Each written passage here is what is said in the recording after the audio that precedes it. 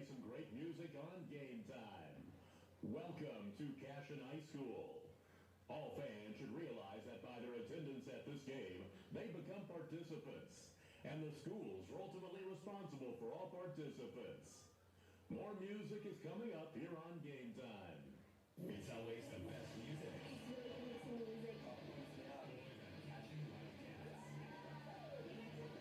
Right here on game time. I want to see you. Support your school's booster club and get your business in front of thousands of potential customers. Talk about a win-win. Advertising packages start on this streaming station for less than $10 a game. Call 405-726-0835 or email adam@squirtle.com right now for more information. For 31 years and counting, Community State Bank has taken great pride in being your hometown bank. With branches located in Cashion, Dover, and Hennessy, CSB strives to reflect the small-town hospitality these communities are known for. Our friendly staff is here to serve you and provide one of the best banking experiences around, equipping our customers with the latest in banking technology combined with a personal, down-home relationship. Come into one of our local branches or visit us at www.mycsb.com. Community State Bank, small-town banking, the way it should be. Member FDIC.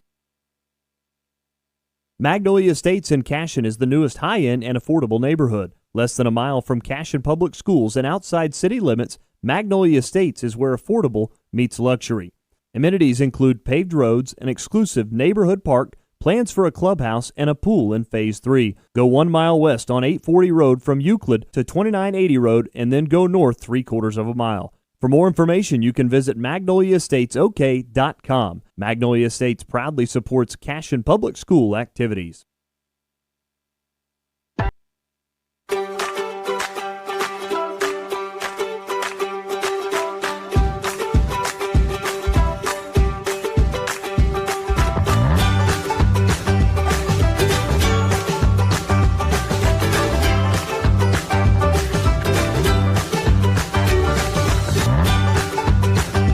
Stream with Oklahoma's #1 high school streaming service, Squirtle.tv. Find out more at squirtle.com/stream.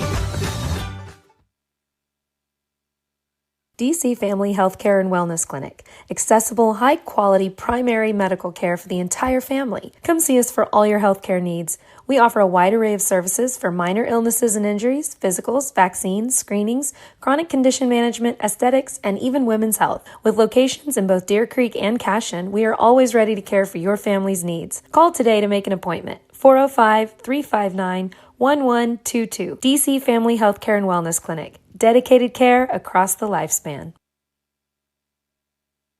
Cashion FBC is a church seeking to grow in Christ and our love for the body of Christ. With ministries from children to youth to adults, we strive to present the gospel in an engaging and meaningful way. Sunday school meets at 9:45 a.m. and worship starts at 11 a.m. Children and youth meet on Wednesdays at 6 p.m. Please check our website at cashionfbc.org for more information, and we hope to see you this Sunday, located a half-mile east of Cashion.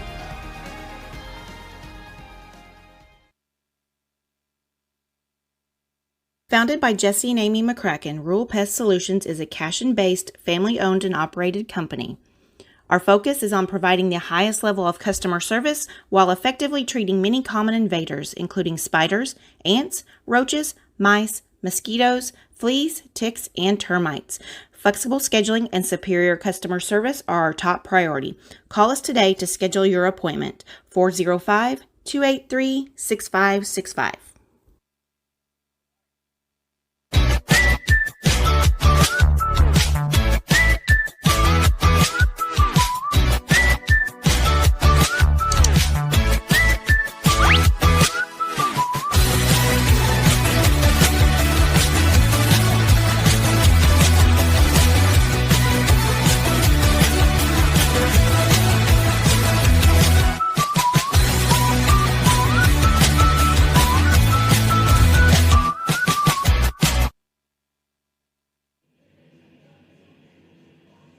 Good evening and welcome to Friday Night Football live from Cashion, Oklahoma. It is senior night here live on Maxson Field, and we're so glad that you're joining us. I'm Neiman Abavi, and we've got a great one tonight as your 6-2 Cashion Wildcats host the visiting Hinton Comets Forward 4 on the season.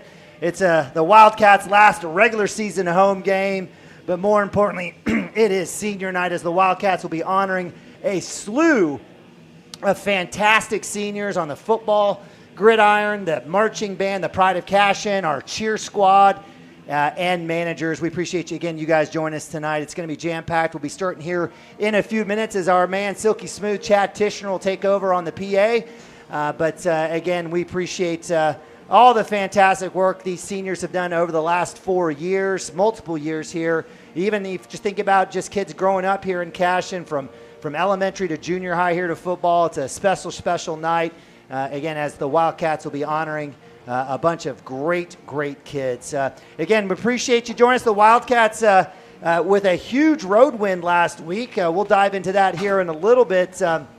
But as my man Jackson Drake gets his hamburger, welcomes back, puts on the headset. Welcome back, Jackson. Did you miss us? Oh, yeah, absolutely. Main thing I missed while I was gone. All right, very good. Well, it's an extra special night. Jackson will be honoring a bunch of seniors here. From this particular class, any of these guys stand out to you here on the football field, marching band, cheer, or managers? Yeah. And I forgot to mention our cross-country team as well. We're going to be losing a lot of great football players off our team, but I'm sure we can recircle next year. We're going to be losing a lot of great players in a lot of things. Adley is great.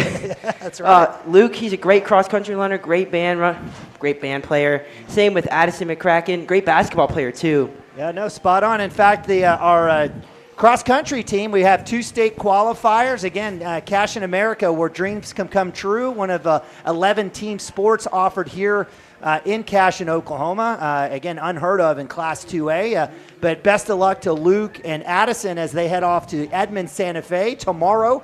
Tomorrow around noon, Luke will be running in the 5K, and it'll be Addison running in the 2-miler. And certainly we wish both of them best of luck as they try to bring home the gold here for the maroon and gold. Looks like we've got folks lining up. Looks like the coaches are set. Again, we're going to have a start time about 6:20, so here in about a minute we'll send it over to the we'll turn up the volume on the top camera, and we'll head over to our man Chad Tishner. But hey, you guys just had a little basketball scrimmage as well as against Hinton. Yeah, no, we went well. Yeah. I would say I'm feeling very confident about our basketball team, but let's focus on the football team tonight. But I'm very excited for the basketball season. Yeah, absolutely. Jackson and Jack Hardaway will be bringing you basketball this season. Let's send it over to our man to start our senior night ceremonies. Appreciate it.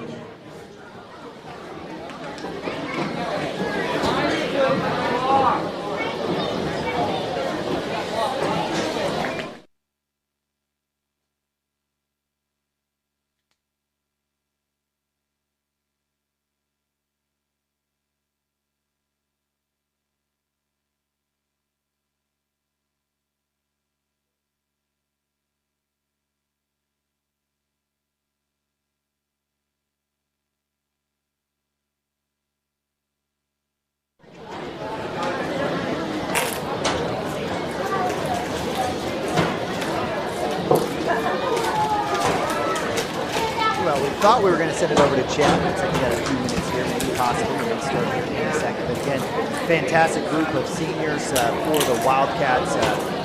Take a look. Again, just so many kids doing so many great things from the standpoint of the marching band. Again, Evan Hines, Isabella Lewis, Matthew Stockton, David Boyd, Luke Ralston, Amber Moody, Cooper McGuire, and Addison McCracken. Ladies and gentlemen, I'd like to welcome everybody to Cashion's 2024 Senior Night. Tonight we'll be honoring our senior football players, cheerleaders, cross-country members, and band members. This time we'd like to get the festivities started. We'll begin with our senior football players. Our first senior football player, Mr. Caleb Duran.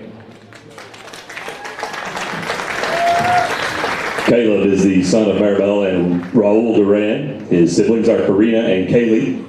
He's played football for 4 years and wrestled for 3 years.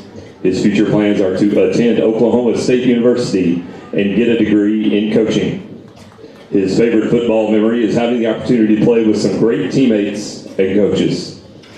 Caleb's advice to future players: hard work always beats talent. Always give 110% and have no regrets. If you do that, Coach Shaq will never yell at you. Ladies and gentlemen, senior football player Caleb Durant.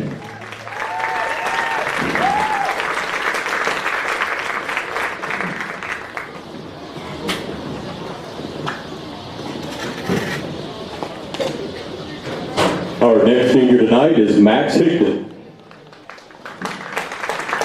Max is the son of Bobby and Cheyenne Higdon. Max's other activities include football 4 years, game day cheer 4 years, baseball 3 years, basketball 2 years, and National Honor Society. Max's future plans are to attend Oklahoma State University. His favorite football memory? At practice freshman year when Ben threw me a football and I caught it with my helmet. His advice to future players: when you think practices are long and hard, keep pushing because the games are worth the preparation you put in. Ladies and gentlemen, Max Higdon.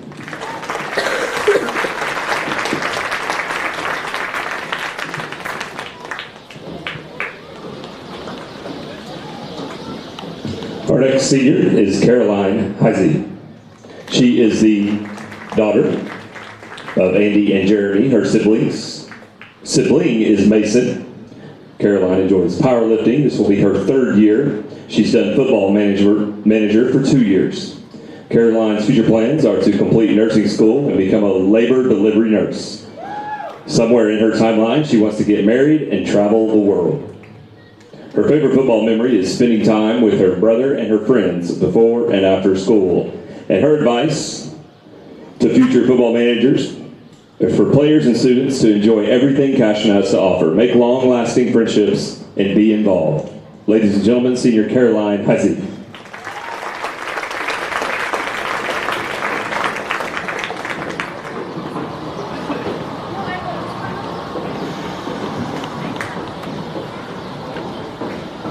Our next senior football player is Adelie Jerry.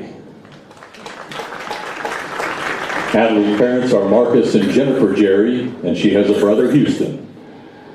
Adelie's activities include football for 4 years, soccer for 2 years, track for 1 year, leadership for 2 years, BPA for 2 years, and National Honor Society for 1 year. Her future plans are to go to college for sports media, somehow find a rich husband and get married and live in Italy. Adelie's favorite football memory: winning homecoming queen and kicking 5 of 5 on extra points the same night. Also having the Oklahoman write a story on her, and Lincoln Riley College.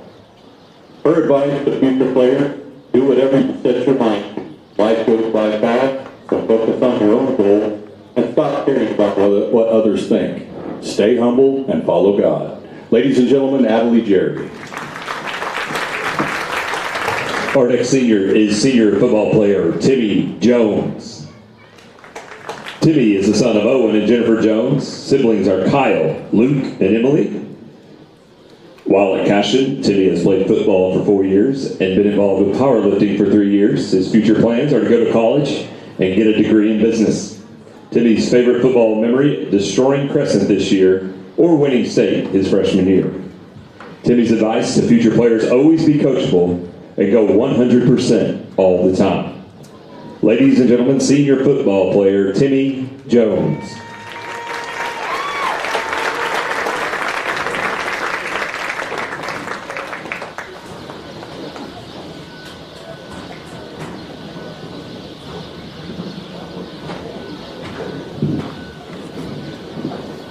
Our next senior football player is Travis Levelholtz.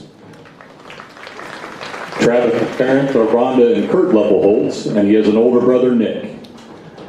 Travis's activities include 4 years of football, 3 years of FFA, 2 years powerlifting, and track for 2 years. His future plans: get a welding certificate from Francis Tuttle and move to the mountains for work and skiing. Travis's favorite football memory: beating Pahuska in the 2021 semifinals on his birthday. His advice to future players: be teachable and take advantage of every opportunity you're given. Ladies and gentlemen, Travis Levelholtz.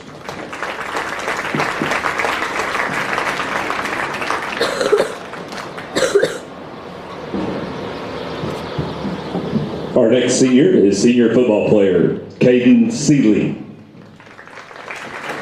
Caden is the son of Amy and Eric Bermadal and Clayton and Tisha Seeley.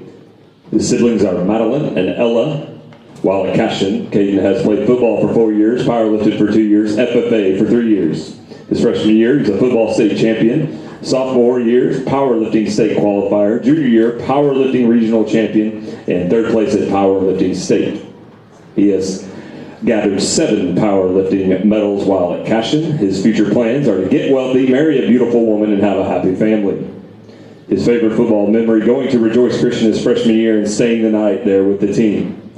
And Caden's advice to future players, enjoy the little things, even if they aren't very fun. It'll go by fast.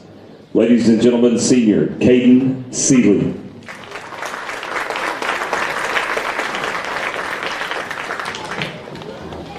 Our next senior football player is Matthew Stockton. Matthew's parents are Jennifer and Daryl Stockton, and his siblings include Elise, Dalen, and Andrew. Matthew's activities while at Cashion: band for 7 years, wrestling 7 years, football 10 years, academic team 1 year, National Honor Society 2 years, and jazz band for 1 year. His future plans: audition to be in a college band, preferably OSU, major in the music industry, release an album with his band, make a short film, and try to not die of a heart attack. Matthew's favorite football memory: anytime the Ho Nut is on the field and winning state my freshman year. For band, red carpet honor band, sophomore year, gas station, 50 cents, for those who know. Also, anytime I get to hang out with my favorite people in competition. Matthew's advice to future players: work hard in everything you do. If you get a chance to prove yourself, then take it. Don't be afraid to be yourself, and make sure you go all out on dress-up days. Also, learn how to play the tuba. Ladies and gentlemen, Matthew Stockton. Our next senior is Miss Madison Westerhoff. Madison is the daughter of Misty and James Westerhoff. Her siblings are Drew and Ryan. While at Cashion, she's played basketball for 4 years, been involved with the FFA for 4 years, football manager for 3 years, student council for 2 years, baseball manager for 1 year, BPA for 1 year, track for 1 year, and peer mentoring for 1 year. Madison's future plans: figure out where she's going to go to college, gain a job that she loves, and marry a Christian-loving guy who she wouldn't mind being a cowboy, and live that good life. Her favorite football memory: the team singing the national anthem together before beating Crescent. Madison's future advice: E-Rob is the snack hookup. Ladies and gentlemen, Miss Madison Westerhoff. Our next senior is cheerleader Bella Butler. Bella's parents are John and Tiffany Butler, and she has a sibling named Caleb. Her other activities: cheer for 4 years, baseball manager 3 years, basketball 2 years, softball 1 year, FFA 2 years, and peer mentoring for 1 year. Her future plans: to go to Oklahoma State and major in business. Hope to graduate and find the love of her life, and live on a farm and have 2 kids. Her favorite cheer memory is winning 3 state titles and making history for Cashion cheer. Bella's advice to future players: never take anything for granted. Time flies so fast, don't wish it away. Also, make sure you set your alarms for early morning cheer practice. Ladies and gentlemen, Bella Butler.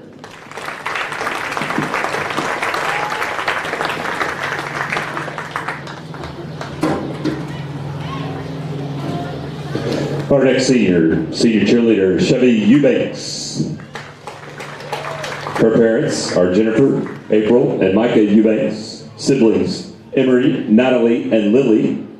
While at Cashion, she's been in cheer for 2 years, track for 3 years, powerlifting for 2 years, all-star cheer for 8 years, NHS for 2 years, peer mentoring for 2 years, BPA for 1 year, a state academic champion 2 times, cheer state champion 3 times, and girls track regional champions in 2024. She's also a part of the all-region cheer team. Her future plans are to go to college to become a NICU nurse and later get her CCRN neonatal degree, marry the man I love, and build a small family living on a little bit of land. Her favorite memory in cheer, becoming back-to-back competitive state champions alongside her best friend and sister. Her advice to future cheerleaders: the hard times will be worth it in the end, so don't give up and cherish every moment because you don't know when it will be your last. Ladies and gentlemen, senior Chevy Eubanks.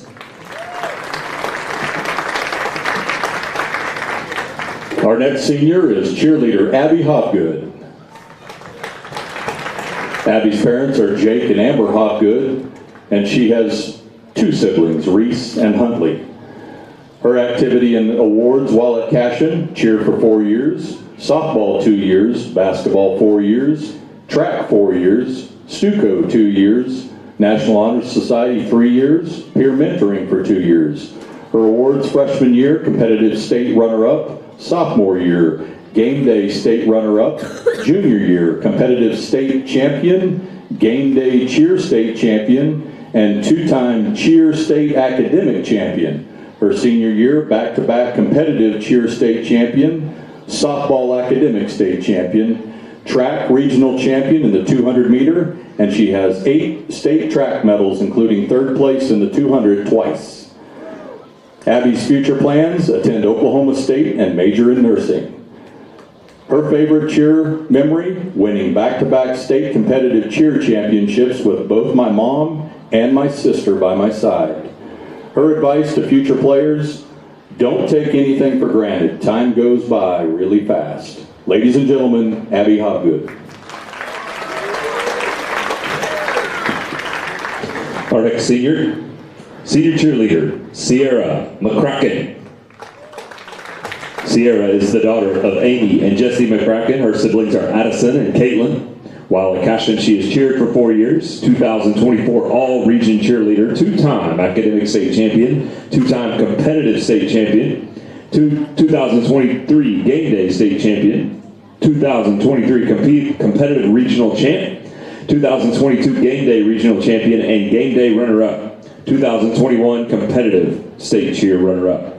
She's played basketball for 4 years, 3-time District Champion in basketball, and a 3-time Area Qualifier. She's ran track for 4 years, and she's a 3-time state qualifier in 4 events. Played softball for 1 year. Sierra also is in the National Honor Society for 3 years, BPA for 3 years, and the South Yukon Youth Group for the past 7 years. Sierra's future plans are undecided about going to college, but looking forward to starting her own photography business, whether it is through apprenticing or getting a degree. Her favorite cheer memory: winning 3 state championships with her best friends and hopefully a 4th one soon. Her advice to future cheerleaders: always have a positive attitude and don't be afraid to speak up. Cherish every moment spent with your teammates and don't take any practice, game, or competition for granted. Always remember that hard work beats talent when talent doesn't work hard enough. Ladies and gentlemen, senior cheerleader Sierra McCracken.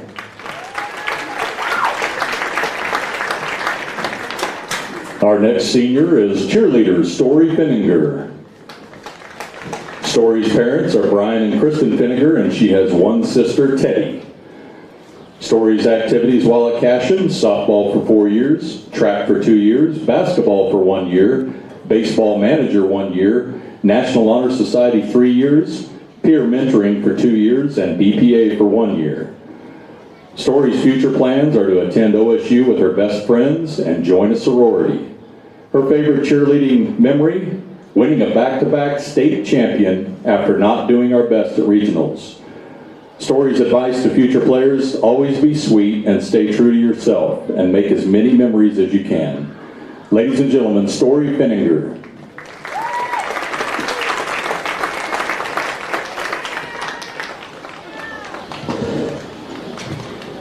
Our next senior is senior cheerleader Mackie Roper. Mackie is the daughter of Stuart and Megan. Her siblings are Jordan, Gibson, Sutton, and Malone. While at Cashion, she has played softball for 4 years, cheered for 3 years, been in National Honor Society for 3 years, a baseball manager for 1 year, and a peer mentor for 1 year. Her future plans are to attend Oklahoma State and major in nursing. Her favorite cheer memory: winning game day state. And her advice to future cheerleaders: just have fun, and enjoy the little things. Ladies and gentlemen, senior cheerleader Mackie Roper.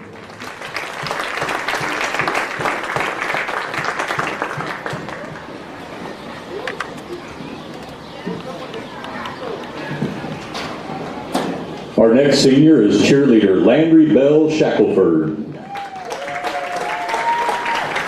Landry's parents are Jamie Blythe and Lynn Shackelford, and her other Cashion activities include football manager for 2 years, baseball manager for 2 years, cheer for 2 years, student council for 3 years, National Honor Society for 3 years, peer mentoring for 1 year, and superintendent honor roll for 4 years.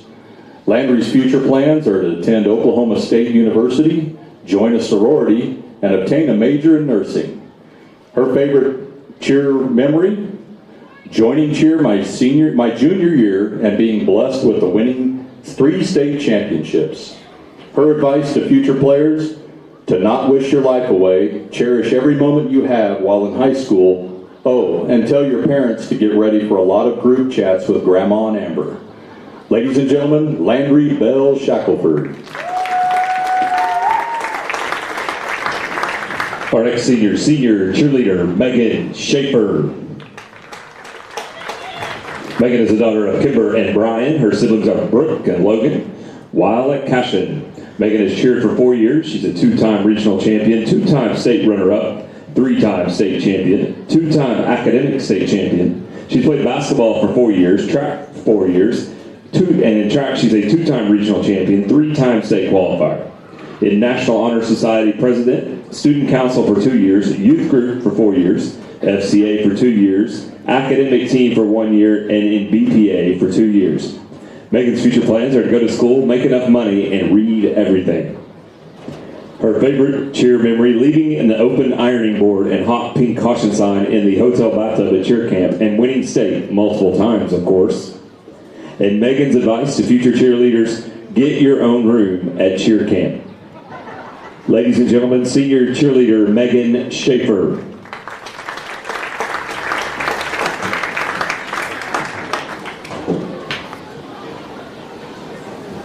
Our next senior with cross country is Luke Stone Bousterd. Luke's parents are Preston and Jenny Bousterd, and he has 2 siblings, Cole and Lila. Luke's Cashion activities and awards include cross country, 2-time state qualifier, track and field state medalist in pole vault, 2-time state qualifier for pole vault, in band made red carpet honor band 2 times, 2-time superior rating for duet, 1-time superior rating for solo, 2024 trumpet all-state finalist, and academic team 2024 academic team state qualifier. Luke's future plans are to attend Oklahoma State University, major in the music industry, and make music with my rock band, Crashing Out. Luke's favorite memories at Cashion: hanging out with my favorite people at Red Carpet Honor Band, and beating Gage Beddick's 5K school record at Heritage Hall. His advice to future players: to band, do not part, and practice for each other. Most of all, have fun, and to cross country, make no excuses, be mentally tougher, and run faster. Ladies and gentlemen, Luke Bousterd. Our next senior cross country runner and band member, Addison McCracken. Addison is the daughter of Jesse and Amy. Her siblings are Sierra and Caitlin. While at Cashion, Addison had played softball for 1 year. She's in the choir for 1 year, drum major for 1 year.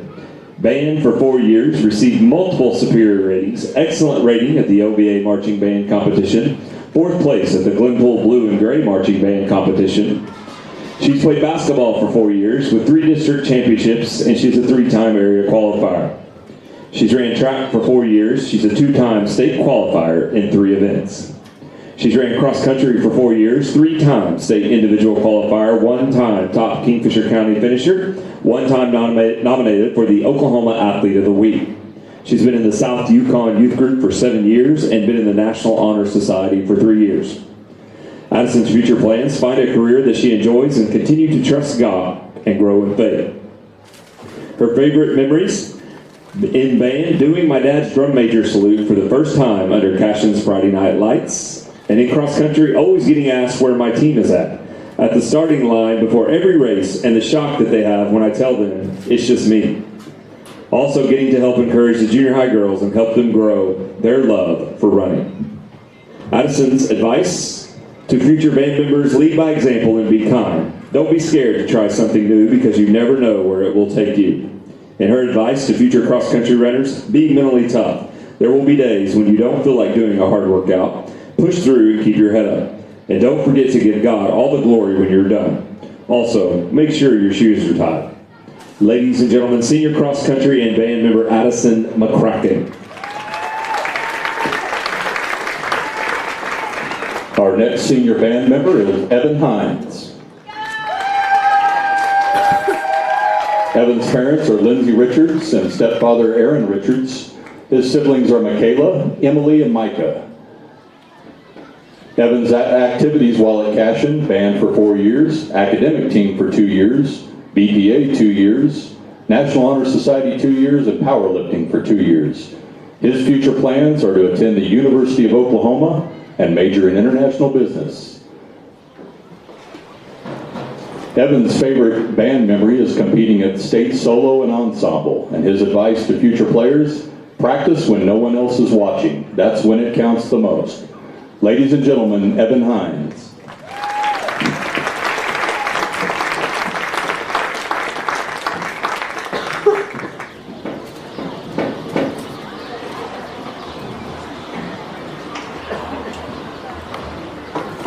Our next senior band member, Miss Isabella Lewis. She's the daughter of Howard and Shannon Lewis. Her sibling is Colby. While at Cashion, she played softball for 13 years, travel softball for 9 years, Cashion school ball for 7 years, 4-time softball regional qualifier, 2023 All-District Utility Player, 2024 All-District Catcher, and Class 2A 2024 State Academic Champion. She's been in band for 7 years and has been a regional band qualifier and a state band qualifier. Isabella's future plans: play softball at Southwestern Oklahoma State University and get her coaching and teaching degrees. Get married to a smoking hot baseball/football, blue-eyed, curly-haired brunette, have 2 kids, and live on a farm that's big enough to have a softball/baseball field. Isabella's favorite band memory: not really paying attention to the football or basketball games because I'm always too busy telling Nolan and Zayden to stop being annoying. And Addie telling me that I can't hit Nolan even though he starts it every time. We both know that. And Isabella's advice to future players: don't forget your instructor. Respect the people around you. Don't bring a speaker on the bus when going to the football games or anywhere. And don't be late to marching band practice or you'll run more laps than you have to.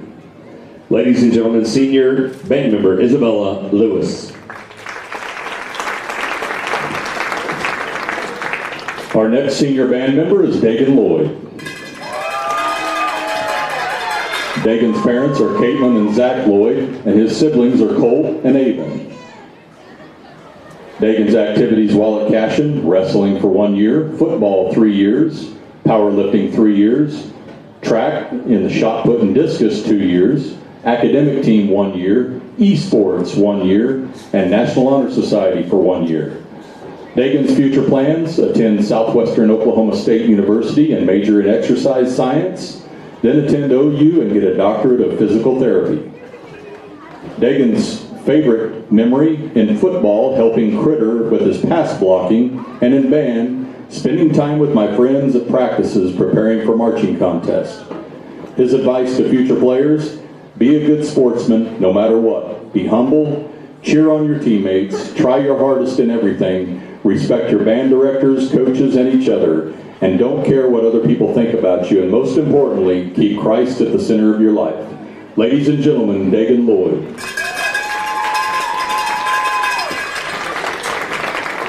And our final senior this evening, senior band member Cooper McGuire. Cooper is the son of Kevin and Carrie McGuire. His sister is Candy. While at Cashion, Cooper has been involved in band and wrestling. Cooper's future plans: attend college and get a degree in mechanical engineering.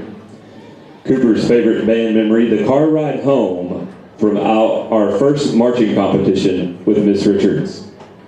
And Cooper's advice to future band members, give 100% effort. Ladies and gentlemen, senior band member Cooper McGuire.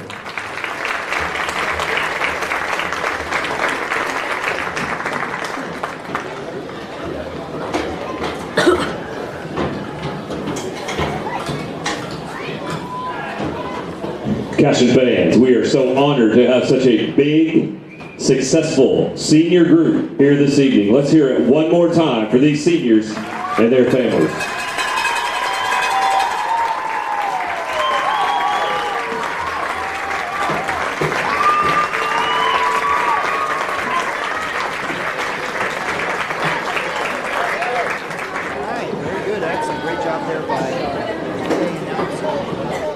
Tishner, Coach Tishner, and yes, congratulations, a huge group of seniors, fantastic work. Again, from the football perspective, the pride of Cashion, our managers, cross country, and obviously our cheerleading team. Again, just a great group of seniors who've done great work, had some great experiences, and had a lot of hardware over these last 4 years here in Cashion, America. All right, so with that, appreciate you guys hanging tight with us as we celebrate our seniors. We got 13 minutes on the board, and certainly from a standpoint of breaking down the Wildcat situation. Again, let's recap the Wildcats 6-2 on the season.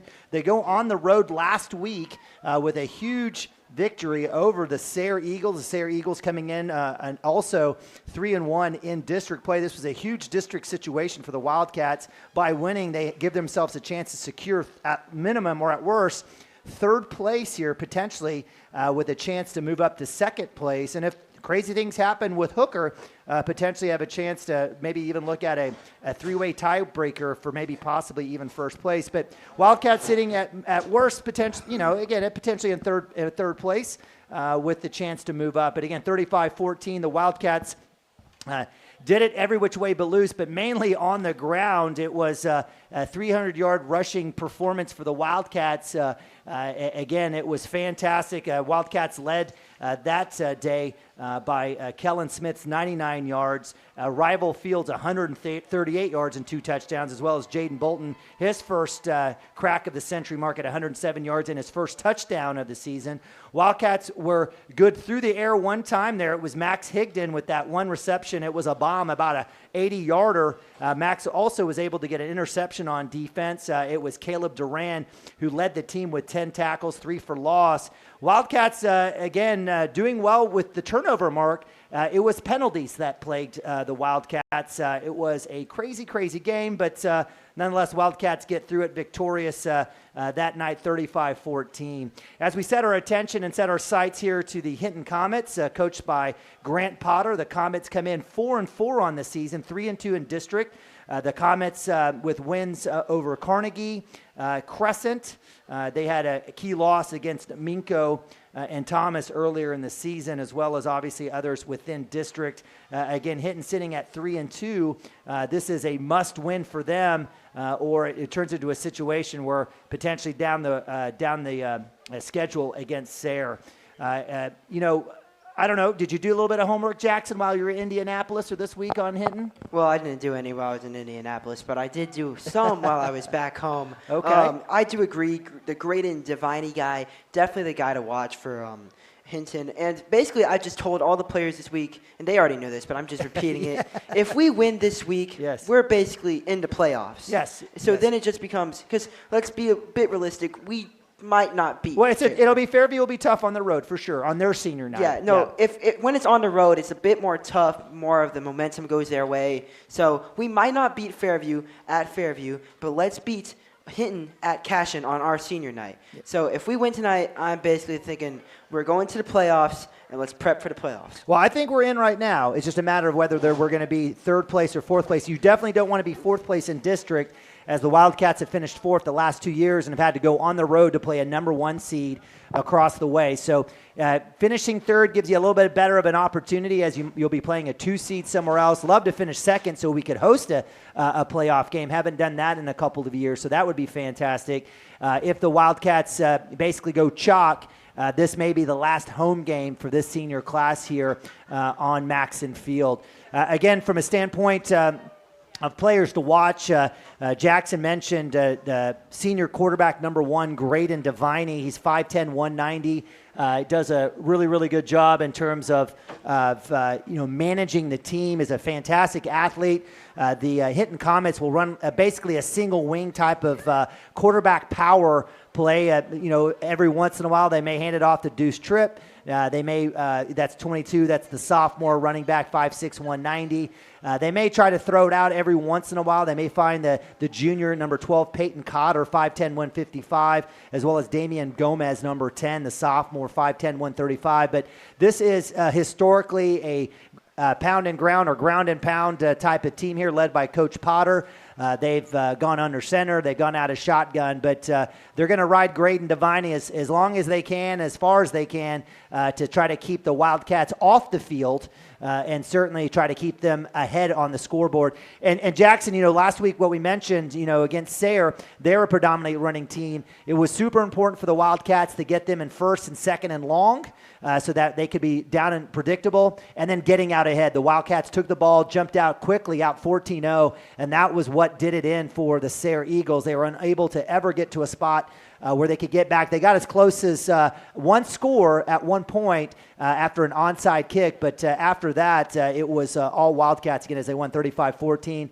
That will be the key here for the Cashion Wildcats tonight against the visiting Hinton Comets. On defense, take a look out for big old number 77, Derek Pratt, the sophomore. Biggest guy on a Hinton jersey, 5'9", 250, as well as number 50, Rafael Gomez, the senior, 5'7", 195. He's got a great motor. Both those guys on the D-line as well as the offensive line. And you'll see Derek Pratt, 77, as a fullback. He'll be out there leading the charge to help spring Graydon Deviney loose against the defense. So with that, hopefully our camera guy will bring it to the band.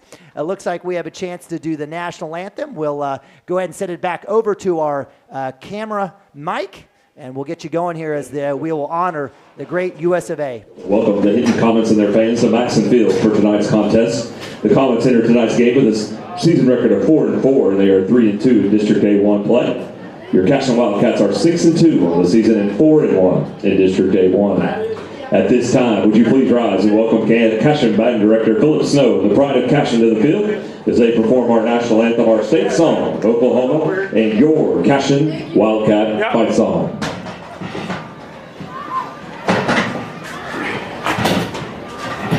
Sorry. You all right?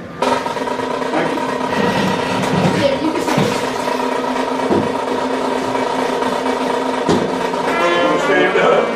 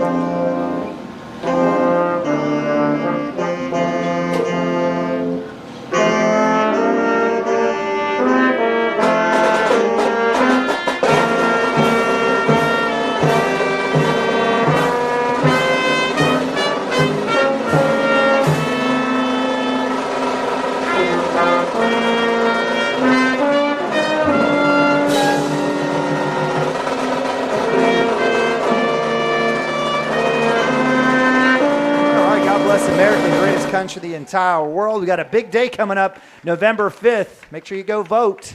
Country's dependent on you. Hey, listen, appreciate you guys joining here on Cashion Wildcats TV, powered by Squirtle. Big shout out to our guys, Adam Dieselhorst and Corey Rogers, and really want to thank all of our fantastic sponsors. You'll see them in the right-hand corner. Okie Print there. The Ratcliffe family definitely love them and their continued support of Cashion Wildcats TV, keeping this free of charge for you, as well as Community State Bank there, our scoreboard sponsor for the entire season. Cashion Wildcats TV definitely doing their part, and you're doing your part making us one of the number one streaming services here in the state for high school sports, close to 700,000 views over the last 5 years, and certainly we'll keep it going. If you'd like to advertise, make sure you come find us at cashionwildcats.tv. Go find that red advertise button up top. There's a lot of great options for you to support this great service here to our community.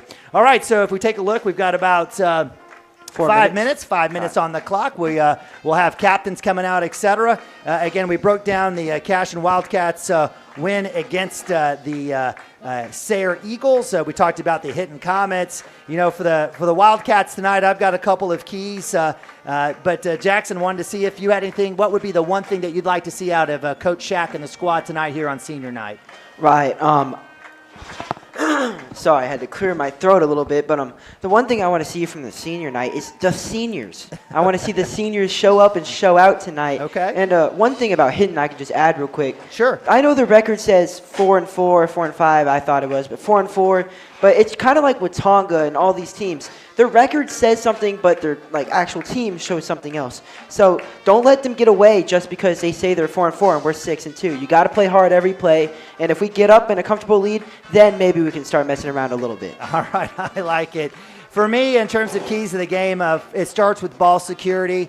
We've got to take care of the ball. Don't give it away. They're going to try to take care and control the clock. When we have our possessions, we have to honor that. That means taking care of the rock through the air or on the ground. We've had problems with both in the past, and certainly this would be a tough situation if we were to get behind, to give the ball away. And then, of course, just game management, which could include a lot of things. For me, it means penalties. We cannot, we can't shoot ourselves in the foot. We can't put ourselves back in double sticks. We can't have a false start when it's 3rd and 1. These are the things we can't do.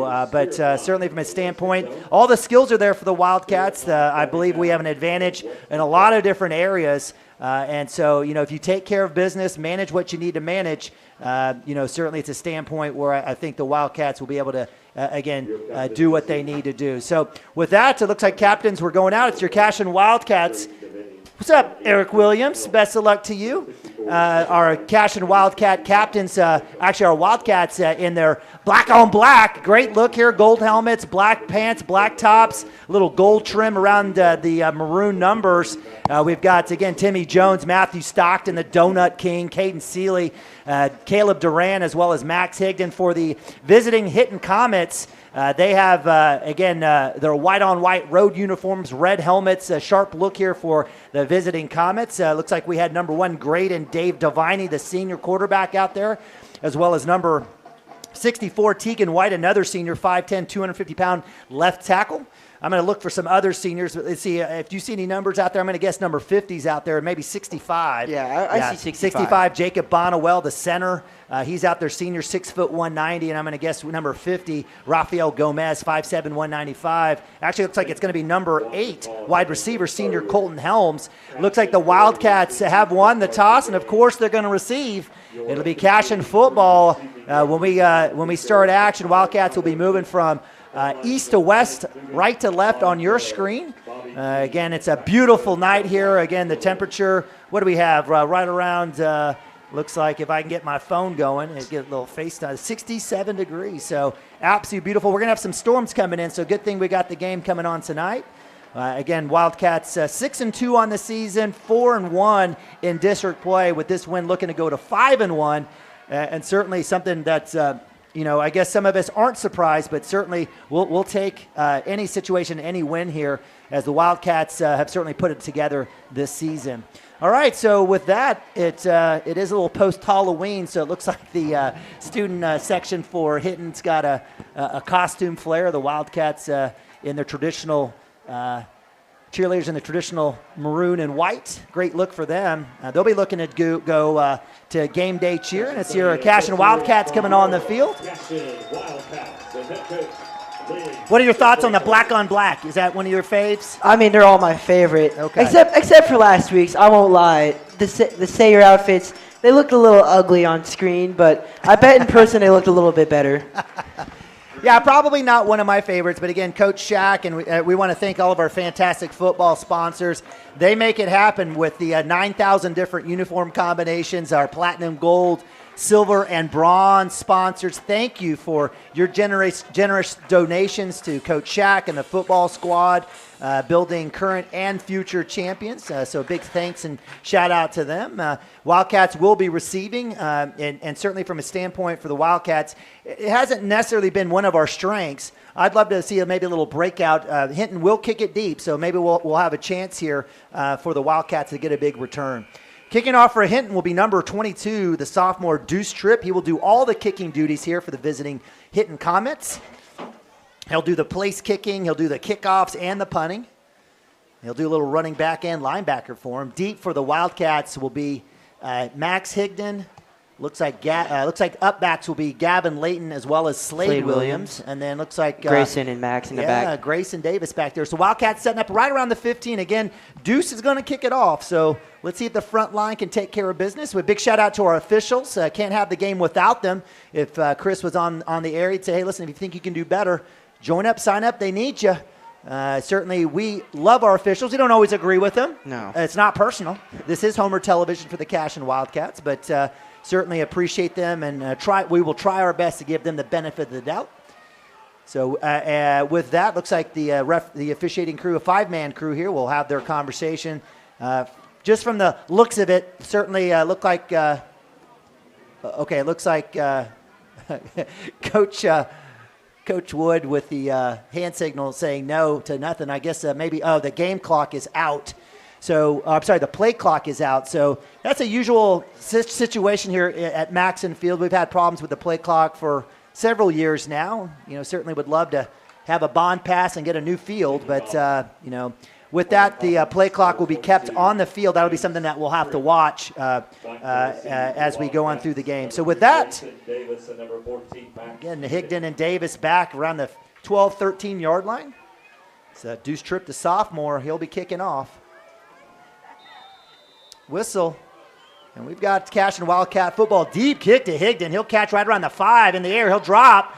See if he can get his chances bearings. He'll come back looking for a block. Squeezes through, and he'll get back to the 19. So good coverage there by the Hinton Comets. That little drop is the difference between 5 and 10 yards potentially. The Wildcats will have 1st and 10 from the 19. Right, and if I'm the kicker, I'm trying to not kick it to Grayson Davis. Grayson last year had a couple of great returns. We haven't necessarily seen any returns this year, as you said, but we haven't had any kicks deep enough to really return. All right, 11:54 on the clock. It's Kellen Smith, the sophomore slinger, in the backfield with his man, sophomore Rival Fields. Looks like quads out as we've got, is that King Underwood? I guess King Underwood is back. So, or actually that's Hank Brown. Handoff. Rival has got a chance. Nice lane, breaks one tackle, gets through another. That's a huge run there, opening snap for Rival Fields. Ethan Waswell's lining up as tight end and wide receiver today. I see that. Nice call. Thank you. So welcome back, Ethan Waswell, the absolute menace on the defensive side. We see him, and he can throw some blocks. So you look for him out there on the edge. So it's going to be another quads look up top. It's going to be Wildcats with a double tight end look up top. Rival to the right. Kellen Smith will keep it, come underneath. Tries to break the tackle of number 7. Give credit to, looks like that is Crease Douglas, the senior at linebacker, and that'll be a gain of about 2 yards. 2nd down and 8. So 2nd and 8, looks like a rub replacement. Max Hosley will come back in. Let's see who's going to come out for him. Do we have enough out there? It's 3, 6. Here comes Rival Fields. He'll come off. So I thought I had counted 12. So Max Higdon aced out by himself. That'll be number 8, senior Colton Helms. So 6'3" against 6'4". Good matchup to watch tonight. In motion, Grayson Davis. Davis with a jet sweep. He's going to try to cut outside. Block is missed. And he's going to get absolutely destroyed for a tackle for loss. Gavin Layton better go pick up his man, as give credit to the defensive end and the linebackers there. Number 8, Colton Helms on the tackle, rolling up from safety. Right, and there was nothing Grayson could really do there. I think it was Gavin who missed his block right there. You just got to make that block, and Grayson can turn upfield. So, again, a little cat and mouse right here for Coach Shaq, seeing how they respond. That should be an offsides. I don't know how that's not an offsides by number 77, Derek Pratt, but I guess it's not. Kellen Smith in shotgun, trips up top, back to pass, fumble. Kellen still got time, slings it in the zone. Max Higdon with the catch. He'll fall forward. Ball is loose. And it will be a fumble as Max Hinton makes the catch and on the tackle. And we talked about it. Can't have that. So that'll give the Hinton Comets a huge lift after the turnover with ball in Cashion territory. Right, and so far Cashion has been the only reason why Cashion hasn't done anything good yet. So with the fumble, Wildcats were moving there. I'm going to believe that would have been 4-down territory for Coach Shack. The Wildcats got it to the original sticks. But after that, it's on the plus side for Hinton. So watch out. Wildcat defense is going to have to bow up. 10:04 on the clock. Quarterback for the Comets, number 1. That's Graydon Deviney, the senior, with his man Deuce Tripp in the backfield. It's going to be a lot of Deviney. Keep right side. He's going to go nowhere as guess who? Donut King Matthew Stockton blows that up, and that's Ethan Waswo with the tackle for loss. Yeah, and Ethan I didn't get to see much of the game, but what I saw on defense, Ethan is still just grinding and hustling. Yep. He knows what he's lost, and he's trying to get wherever he can. Yeah, he's an absolute brute force, great size. And, talk about kids coming off the bus. Ethan Waswo is that kid. So with the first down loss, again, Coach Potter doing exactly what he needs to do. He's taking his time, run that clock to slow down the Cashion high-octane offense. 3-man front here for the Wildcats. Ethan Waswo on the end. Keeper Deviney, he'll go left side. Numbers are there. Gavin Layton with the tackle. Nice gain there. So good call there by Coach Potter. It was a strong right look, and it was Deviney who went back to the left, and it was Gavin Layton, the junior, with the tackle. Gavin's a sophomore. Sophomore, my bad. I didn't want to be the guy who had to say that, but that's okay. That's a great job by Delaney. I mean, he's going to Devaney, not Delaney. He's going to keep trying that all game, and they're obviously going to keep doing it. So at some point, Coach Wood, just send in that full house blitz and let's get the sack. 3rd and 6, you're definitely 4-down territory here for the Comets. Shotgun Deviney. He'll go ahead and he's going to make a pass to the right side. It's going to be caught. Hank Brown in coverage. And he'll get the tackle there, but not after a huge gain by Colton Helms, the senior, and that'll be 1st down Comets. Right, and Helms had so much space right there. He basically caught it, and he was able to beat Hank to the outside. Yeah, not much of a throwing team, and Deviney, again, not your prototypical passer, but effective enough there in that situation across the hash to find Helms, the senior, and again, Hinton taking advantage of that Wildcat turnover. Getting it inside the red zone. So 1st down and 10 from the 16. Deviney snap. He's going to hand it off inside to number 12. That's Peyton Cotter, the junior, 5'10", 155, and he's going nowhere. Huge tackle there by Ethan Waswo. Right, and we've already, it's been like a couple minutes in the game. On defense, we already said Ethan Waswo's name like 4 times. All right, so another tackle for loss on 1st down. Wildcats, again, doing what they need to do. In this situation, again, it will be 4-down territory. You might see a field goal. I don't know. Deuce Tripp's got a decent foot. He showed that to you on the kickoff. Looks like it'll be Twins up top. It's number 20 that's checked in. That's Logan Cotter to the left. And nowhere to go is Deviney as Timmy Jones, the tank, coming through with another tackle for loss. Right, and I think Coach Wood heard me, and I'm saying send in a blitz, and we just got to keep doing that. Decent thrower, but, I'd much rather have him throwing it than running it. So. That's right. Give credit to Gavin Layton on the tackle as well. So this is definitely a manageable situation. If you're Coach Potter, you probably want to try to get maybe half of this to give yourself a chance here on 4th down. But with that, they'll move their 2 wide receivers here to the field side. Again, it's number 20. Logan Cotter to the right. He's going to fake the handoff. Nowhere to go. He's going to try to dump it on the screen. Great coverage there by, is that Gavin Layton? I think that may have been, or is that Kellen Smith? What? That was Grayson Davis back there? Well, no, it looked it was Gavin Layton. It looked like on the middle linebacker on the screen protection. It was Grayson Davis back, so that will fall incomplete. Great job and great pressure by the interior line, making Graydon Deviney have to get rid of that, and it'll bring up 4th down. So the Wildcats have a chance here after that initial fumble to get the ball back here for their offense. Right, and if Cashion gets the ball back here, what I want to do is just give it to Rival. He had a great 1st down run earlier. Just give it to him. Back to pass, going deep right side. Hank Brown in coverage. Great job as number 8, Colton Helms, trying to fight through. No work there, and give credit to Hank Brown, the sophomore, on the coverage, and that'll be a turnover of downs. Yeah, and way to play clean and not get a penalty right there. Yeah, great work there by Hank Brown running stride for stride, just playing the player. That's all you got to do. You don't need to make a spectacular interception. Again, an interception at the 1 is not as good as a turnover back at the 16. So with that, or actually the 19, the Wildcats will take over from the 19-yard line again. So with 6:51, Wildcats will take their second possession.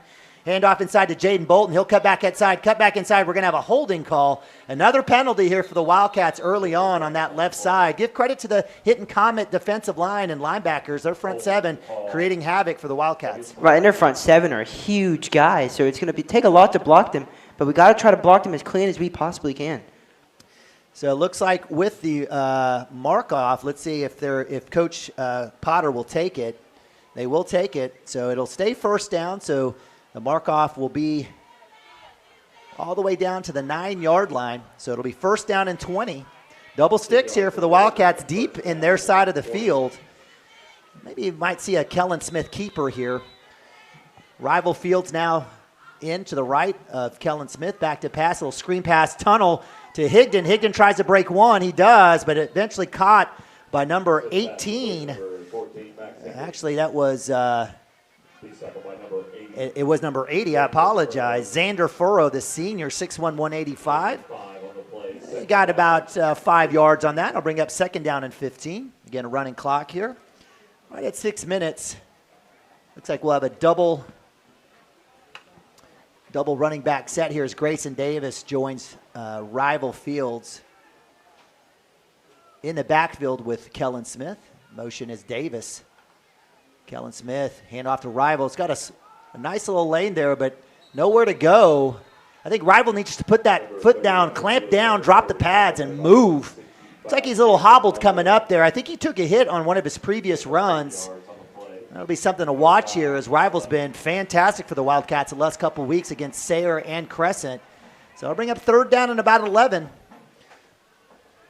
Right, and let's just get 5-6 yards here, make it a fourth and manageable. Empty set. 11 personnel for the Wildcats. Kellen Smith, who trips up top. He's got looks like Austin Compton aced out here down below. These numbers are hard to read. It's tough here. Black on maroon. Impossible. Kellen Smith back to pass. Needs to step up in the pocket. He does. He's got a deep shot on the outside. And just over the outreached hands of Grayson Davis. Grayson looked like he kind of sat in the zone. It looked like Kellen wanted to work him towards the sideline. Nonetheless, it falls incomplete and fourth down on the board. Right, and Kellen kind of tried to step up and throw it off his front foot, and that's a bit awkward of a throw, and it's way too high for Grayson to go up and get. Well, I'm okay with that, him stepping into the I don't want him throwing that up, lofting it up, but he had a little bit of zip on there. So out on around the 3 or 4 yard line is our guy Rival Fields, the sophomore. Has done a fantastic job punting all season. Good snap there by Seeley. That's going to be a high punt right around the 49. It touches the Hinton player, and he's fortunate enough to come back and get it. Give credit to number 10, Damian Gomez, the sophomore, who did touch it and had enough wherewithal to come back to try to get it. So great punt there by Rival Fields. The Wildcats had fourth and long deep in their territory and almost tried to flip the field, as it'll be first down and 10 right around the 41-yard line. Right, and if I saw a couple of Cashion Wildcats in all black coming for me in the dark, minus the stadium lights, I'd probably fumble it too, so you know.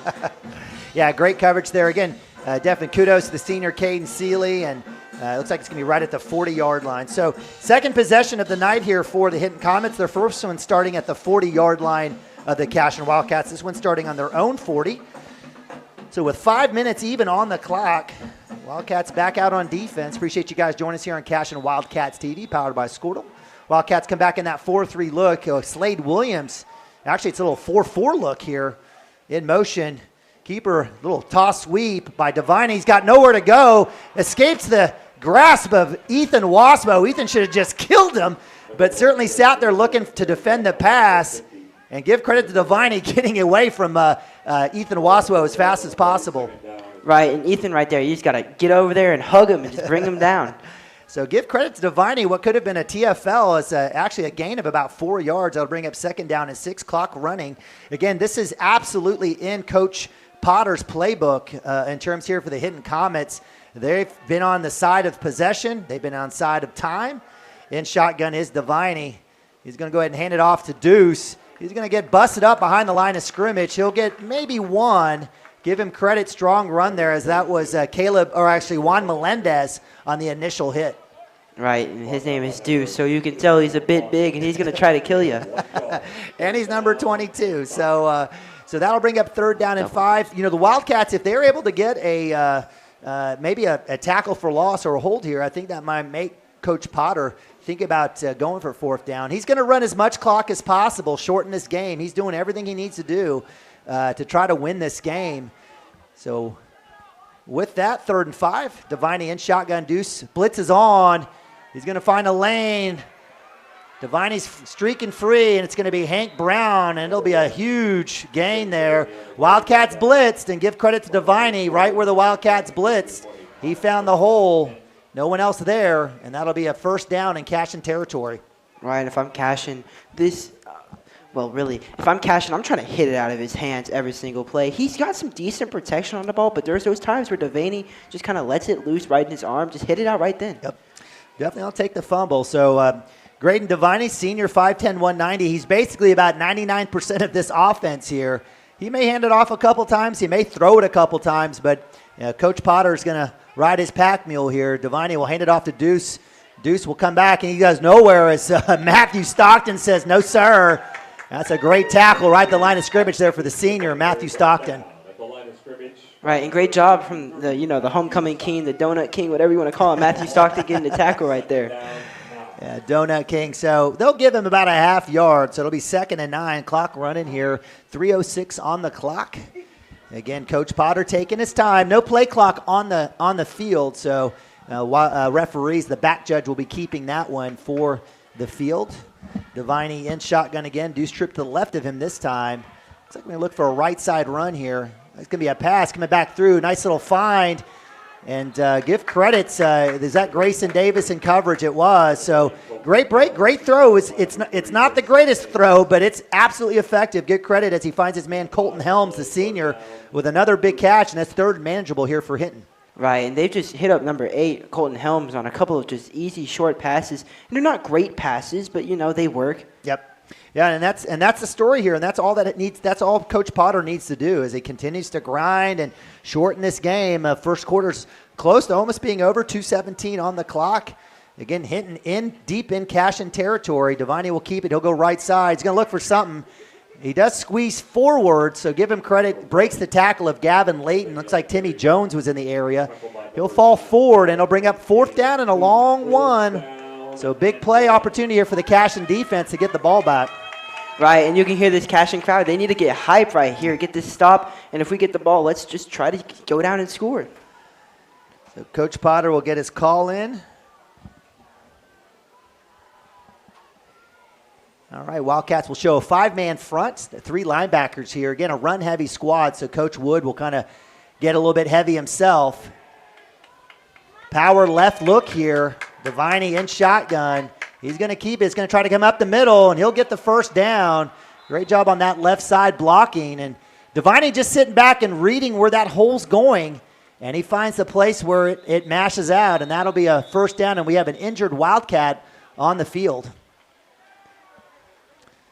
Let's see who that is. It's 14, Max Higdon. He's grabbing his elbow. May have gotten a stinger there. He's trying to come up and make that tackle. Deviney on a nice keeper, and it should be no surprise in that situation with 1 and 2 yards needed. Coach Potter's going to go to Deviney about every single time. Hey, let's go to a quick timeout and hang tight. We'll be right back here on Cashion Wildcat TV. Support your school's booster club and get your business in front of thousands of potential customers. Talk about a win-win. Advertising packages start on this streaming station for less than $10 a game. Call 405-726-0835 or email adam@squirtle.com right now for more information. For 31 years and counting, Community State Bank has taken great pride in being your hometown bank. With branches located in Cashion, Dover, and Hennessy, CSB strives to reflect the small-town hospitality these communities are known for. Our friendly staff is here to serve you and provide one of the best banking experiences around, equipping our customers with the latest in banking technology combined with a personal, down-home relationship. Come into one of our local branches or visit us at www.mycsb.com. Community State Bank, small-town banking, the way it should be. Member FDIC. Magnolia Estates in Cashion is the newest high-end and affordable neighborhood. Less than a mile from Cashion Public Schools and outside city limits, Magnolia Estates is where affordable meets luxury. Amenities include paved roads, an exclusive neighborhood park, plans for a clubhouse, and a pool in Phase 3. Go 1 mile west on 840 Road from Euclid to 2980 Road and then go north 3/4 of a mile. For more information, you can visit magnoliaestatesok.com. Magnolia Estates proudly supports Cashion Public School activities. All right, welcome back, Cashion Wildcat TV. It's Max Higdon, the senior, coming off on his own power. That's a good sign. Looking at his elbow there. So Wildcats back out on defense, 1st and 10. Deviney with the pass, a little drop down. He's going to find Deuce in the flats. Deuce is going to come forward. Tackle made there, looked like by Austin Compton. Hey, give credit to the Hinton Comet offense. They're making it happen, and it's another big play on 1st down. It'll bring up 2nd and short right around the 10-yard line of the Cashion Wildcats. Right, and it ain't pretty, and it won't win you like real it won't win you a state championship, but it will get you some good yards, and it can even get them a score right here. Yeah, absolutely. Good look there. Again, Wildcats giving up the flats to Graydon Deviney. Maybe the Wildcats will have to come up. Twins up top, looking up. Deviney will keep it. He's going to go back to that left side. He's going to get caught from behind. Matthew Stockton with a handful of cloth drags him down. Juan Melendez in the area as well. So Matthew Stockton doing a great job on the interior line with another tackle. Let's see if it's enough for a 1st down. It looks like it's right on, it looks like the 8-yard line, 8.5-yard line. Let's see what they call here. It'll be 3rd down, so 3rd and short. Now, Coach Potter's got a chance here. If he wants to take a shot through the air, he might be able to try something here, knowing he's got a 4th and short coming up if he's not able to get the play. Again, everything in terms of passes have been screens and in the flats, and with that, that'll be the end of the 1st quarter here as the Wildcats certainly living dangerously. Give credit to the Hinton Comets, and it's Coach Potter. If you ask him, draw up a plan, this is about as perfect as it gets for him. So what are you doing here, brother? With the you need some help? Just hit reset. No, the numbers were awkward, so I was trying to fix them. Hand it over. I'll fix it for you. So hey, listen, we'll send it back down to the field as well, as we've got our Community State Bank fan of the night, Casey Wallace, there, and again our fine folks there at Old Town Revival Coffee. Brittany out down there, along with Leah Harmon. Absolutely love all of our fantastic local businesses supporting our community, our football team, and our school. What you got going on here? Let's reset it all. How about that? And then we'll want to zoom it, right? Yeah. And then we'll bring it over.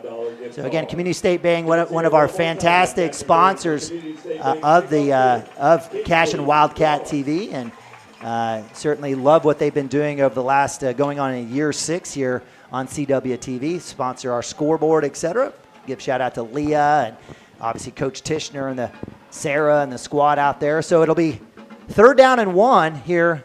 12 minutes on the clock. It's been a 5-minute drive already for the Hinton Comets. They started on their own 40 after a punt. Wildcats on their first 2 possessions, fumble and punt.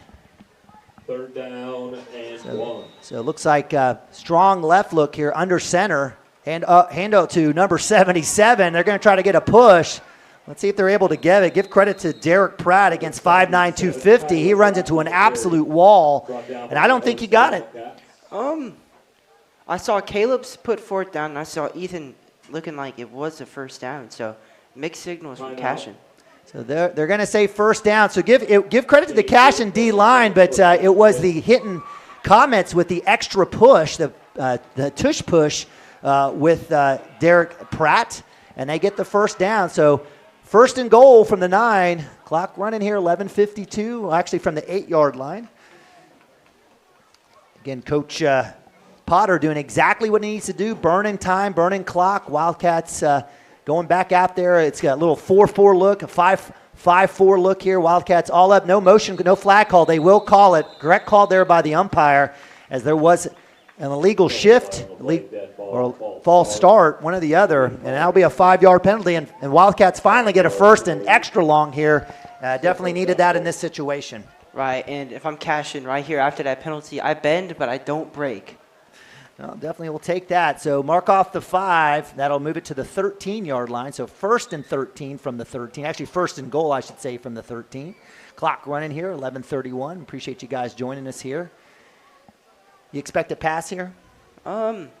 Maybe not this down, but maybe 3rd down they try to pass it. All right, so Deuce trip to the left of Graydon Devine. He's going to keep it. He's going to try to go to his left. Spin move, nowhere else to go. Great job there by Slade Williams setting the edge. Brings the runner back into Gavin Layton. So Wildcats with a tackle right at the line of scrimmage. That'll bring up 2nd down and goal from the, actually may have been a loss of 1. So from the 14 now. 2nd down and goal.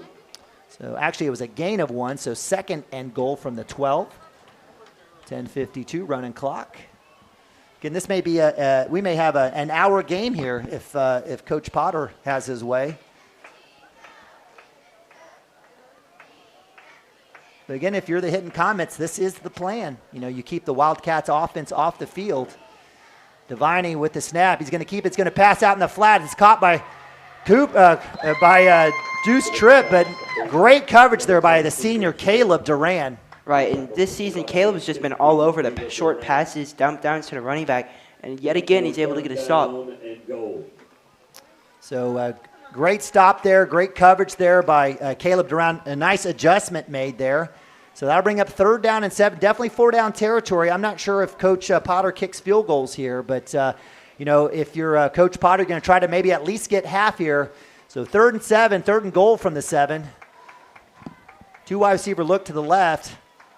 It's going to be a pass. He's got to cut back right. No one is there. No holding call. And that'll be a touchdown on a busted play as Deviney keeps it. It looked like Juan Melendez was held on the outside edge.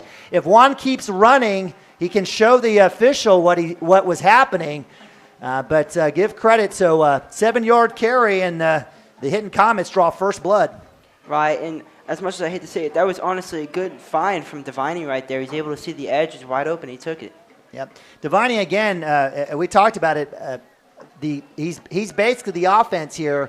Wildcats need to, make sure. I know they saw it on film. Now they see it real life. Tripp with the extra point. Is it good? Mm-hmm. It's good. So extra point is good, and it's the Hinton Comets 7, your Wildcats 0 here on senior night. So starting with 5 minutes left in the first quarter, the Hinton Comets on the front, starting from their own 40, go 60 yards in about 8 minutes. Chew up 8 minutes of clock, almost an entire quarter of football, and they get the touchdown on 3rd and 7. The Wildcats will have to figure out how to answer here on their next possession. Right, and we haven't really even seen the offense from Cashion today, so I'm kind of excited to see what we can do on this next drive. We're down 7. If I'm Kellen Smith, if I'm Rival Fields, Max Higgin, Grayson Davis, this is where I want to lock in. I want to make a play.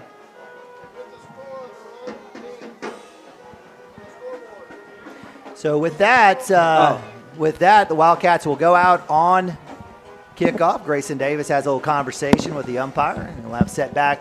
And again, it'll be Deuce Tripp. Again, nice extra point there by the sophomore, a little toe punch action. He'll go back out. He'll have a chance to kick it off again. Again, a deep kickoff. Grayson Davis. Max Higdon back out there for the Wildcats in deep. Up backs will include, again, Gavin Layton, Slade Williams. We've got Austin Compton and Jaden Bolton sighting right around the 39-yard line. So Deuce Tripp set to kick off. Wildcats looking to get their 3rd possession. Wildcats down 7-0 here at home. Give credit to the Hinton Comets. Their plan is running to accord to exactly what Coach Potter wants to do. They're able to get deep on both possessions. Turnover of downs on their first one. 7-yard touchdown run by Deviney and the extra point. Huge kick. That one's going to get touched by Max Higdon. He'll catch it at the 1. He better get to the 20. Good speed, and he's going to get absolutely lit by Deviney coming across right around the 19. So give credit to Deviney coming across. He does it all. And Wildcats will take over again from the 19-yard line. 3rd possession. That's one where Max probably needs to let just go into the end zone. They'll take it over at the 20 and don't get hit. But give credit. Max had good speed, and that was a super big collision there right around the 19-yard line. Wildcats back out. Wildcats will go Double tight end set here. Ethan Waswo along with Gavin Layton. 12 personnel, Rival Fields to the left. He'll get the handoff. He's going to cut back inside, looking for some room. Rival's just not running as fast as I've seen him run. Yeah, maybe something's going on with maybe his ankle, maybe a bit of a cramp. Yeah, and he's slow to get up again. I think this is a situation where, maybe get Jaden Bolton in there, change it up. But Rival, tough kid, big kid. He says, no, I'm good. So he'll get a gain of about 3 on that one. I'll bring up 2nd and 7.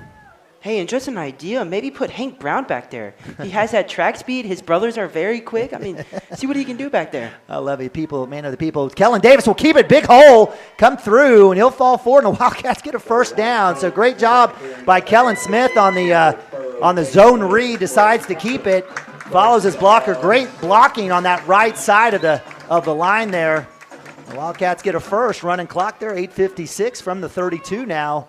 Looks like we'll have Ethan Waswo coming back out. He'll come out as he's replaced by Grayson Davis and Austin Compton up top. Max Higdon down below.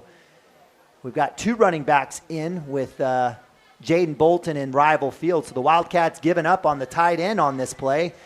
And they'll go with 2 running backs. Kellen Smith in shotgun.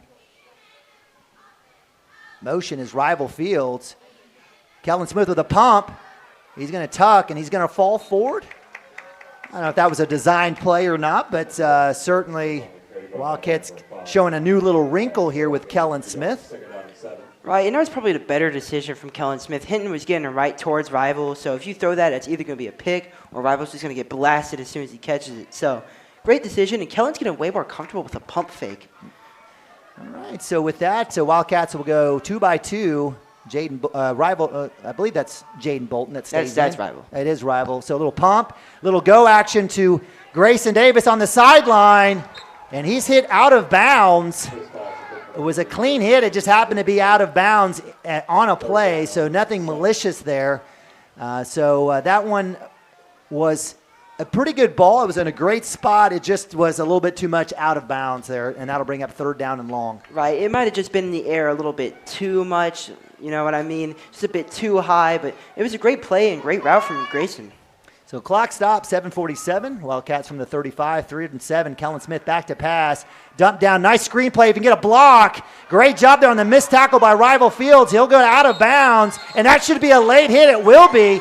And, you got to appreciate kids coming out and trying to exude their effort. Hinton's been really close tonight, and that one will go for an additional 15 yards on the late hit. But great job by Kellen Smith finding Rival Fields. Rival working through the couple blockers out there in front and getting a big first down into Hinton territory. Right, and if you've seen the game so far, Hinton's been hitting really hard. They've been taking a couple cheap shots. I can't lie, I've seen them. So one has finally been called, and that's great. So that'll work it all the way down to the 36-yard line in Hinton, the deepest that the Wildcats have gotten into Hinton territory tonight. Again, Wildcats starting from their own 19, 7:39 on the clock. Should get wound up here as soon as our umpire and white hat get ready. Wildcats in 12 personnel. Again, 2 tight ends, 1 running back. Rival Fields to the right of Kellen Smith. Snap. Keeper Kellen Smith. Got a good lane. If he can pop it outside, he does. He's going to take a Hinton Comet for a ride there, as number 8 says, hold on, Colton Helms. And Kellen Smith showing his strength, the sophomore, with a 9-yard run there on first down. Right, and I like that we're running the ball with Kellen. I didn't watch the Sayer game. Did we run with him much, or was it more just? No, we did. We mixed it up. It was everybody running. It was Jaden. I think Kellen had 99 yards rushing that night.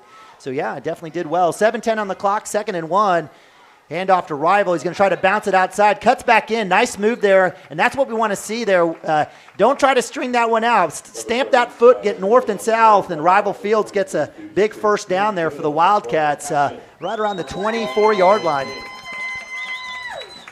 So Gavin Layton will have his seat. Wildcats will go with let's see who he's replaced with. Ethan Waswo is out there. Looks like Austin Compton. So Wildcats will go with 3 wide receivers. Compton aced up out by himself. It's Max Higdon and Grayson Davis on the far side.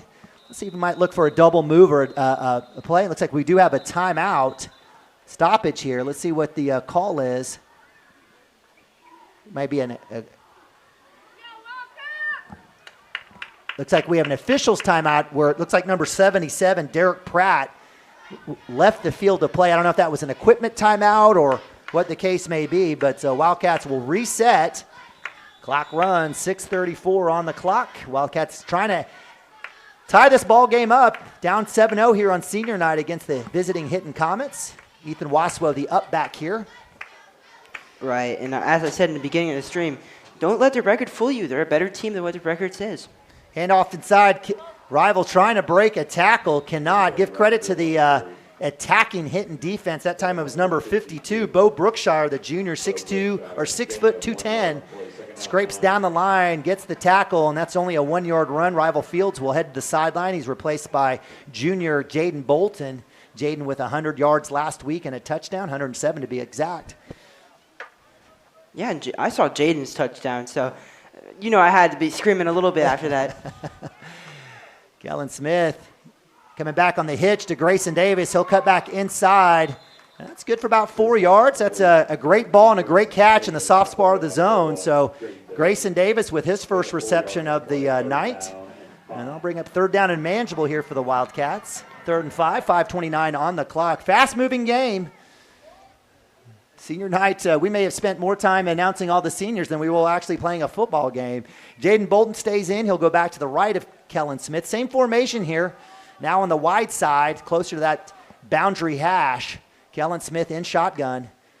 He's going to keep it. He's going to big lane up the middle to the 5. Touchdown, Kellen Smith. Slippery, smooth. Kellen Smith making it happen.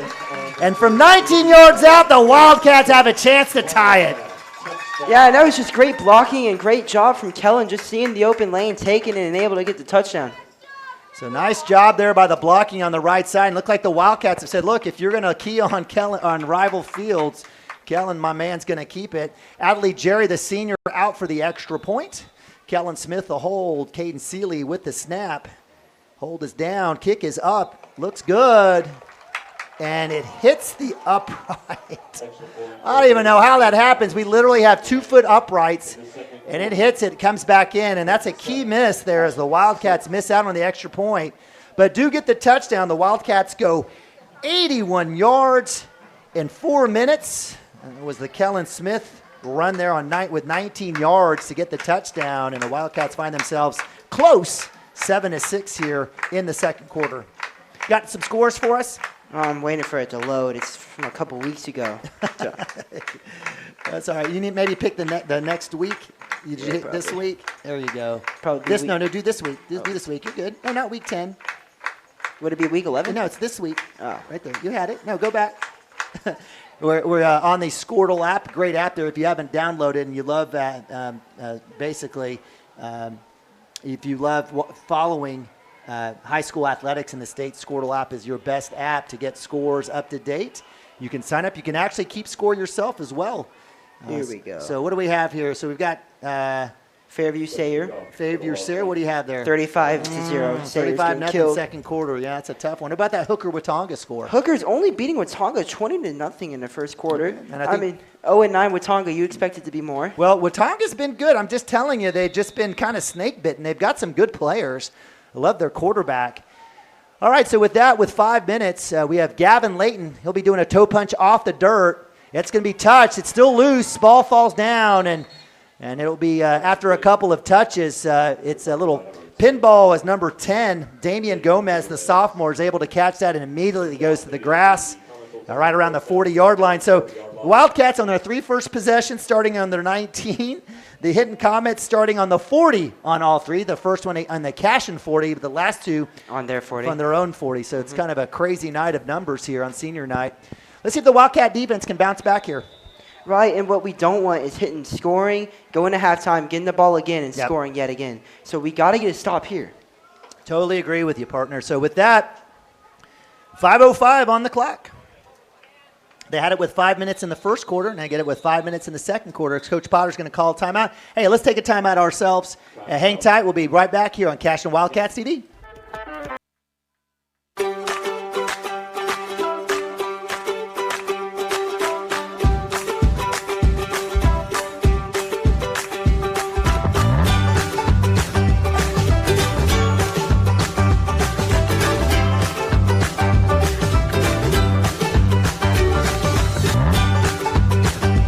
Stream with Oklahoma's #1 high school streaming service, Squirtle.tv. Find out more at Squirtle.com/stream.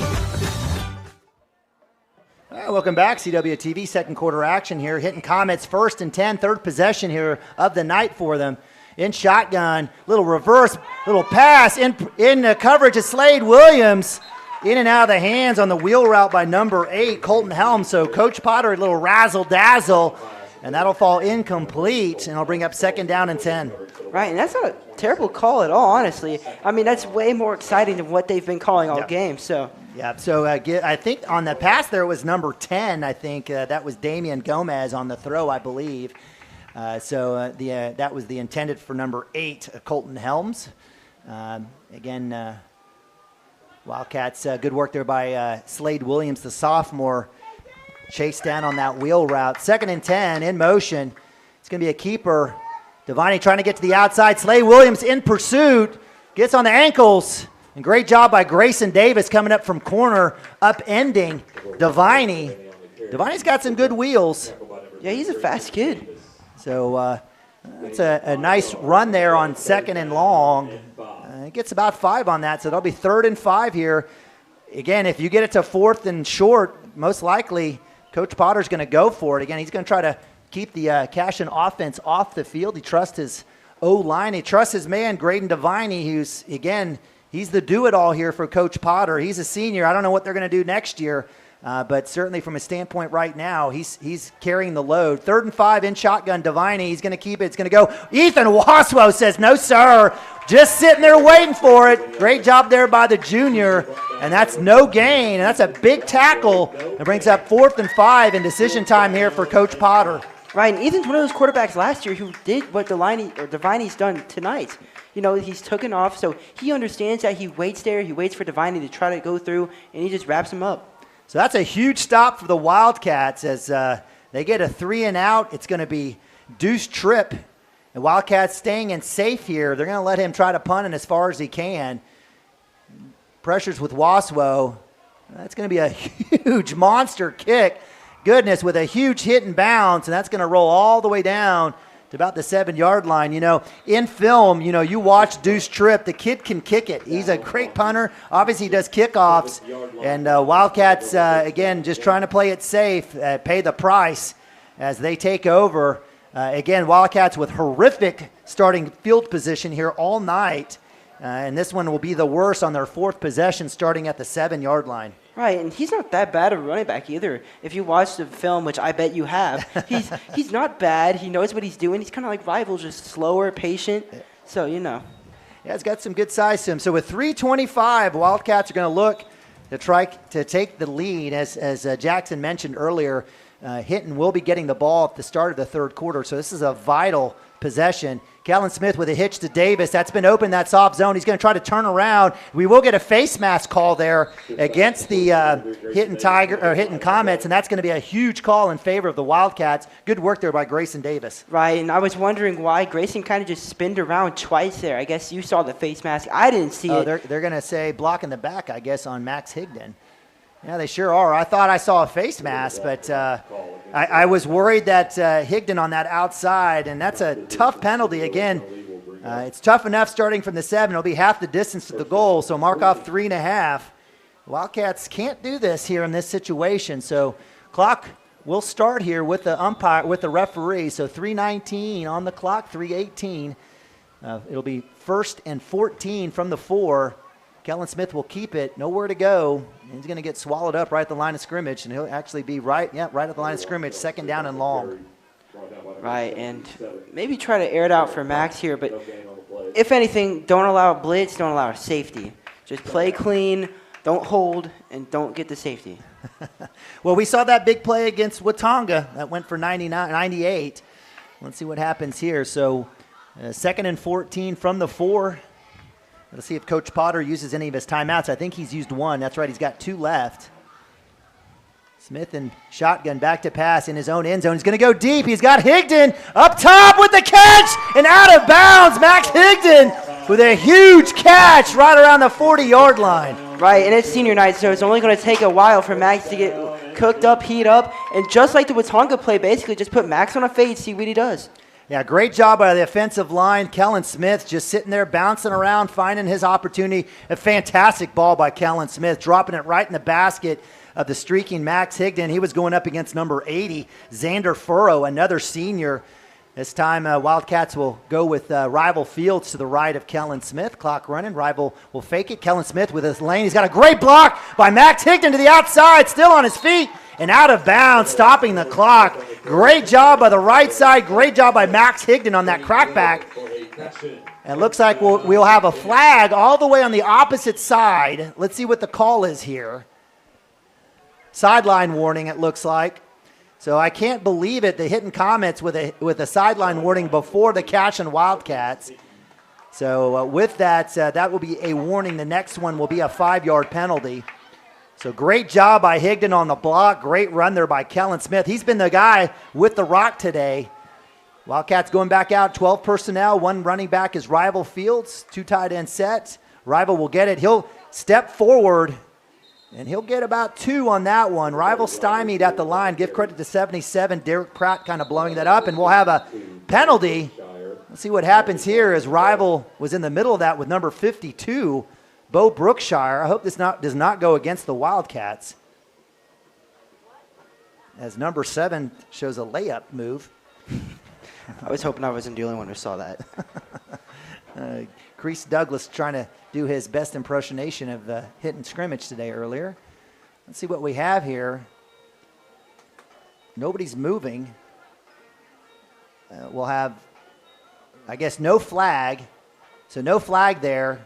And that will stay second down. Okay, so wasn't sure what happened there, but there was a little scrum there with Rival. I didn't see anything like between any of the other players. I thought it looked clean. So clock running here. 2:18, 2:17 on the clock. Max Hosley checks in. Wildcats are going to go heavy here. 2 wide receivers, no running back. So Waswo and it looks like Gavin Layton, power left look here behind Timmy Jones, or actually Juan Melendez.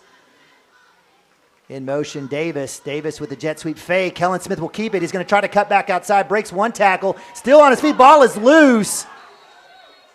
And that one will be another fumble for the Wildcats. That one gets bumped out. Kellen Smith trying to fight for extra yardage. And that's a second turnover of the night for the Wildcats. Cannot have that. Yeah, and that's one of the things you pointed out in the beginning. We got to take care of the ball. And so far, we necessarily haven't been the greatest at it. So with 1:50 on the clock, Hinton Comets get the ball back, this time at their own 39. They have absolutely been living in fantastic field position. 2 turnovers, a part of that. And let's see if Coach Potter has got a 2-minute offense to go 60 yards. Right, I was about to say, we kind of put Hinton in an uncomfortable position here, though. 1 minute and 50 seconds, and they got to go all the way down that field. 4-man front here, 4 linebackers. Safety back is Hank Brown. Rollout, Deviney. Timmy Jones in pursuit, just misses. Cutting back, and exactly what you don't want to happen. Again, Deviney, it's nothing special. It's just a quarterback keeper to the right, student body right, Deviney left, Deviney right. Really nothing fancy there from Potter. He's got 4 plays on his playbook. Give credit to the effort there from the senior running back. He's going to hand in a Deuce Tripp, and he's not going to go anywhere.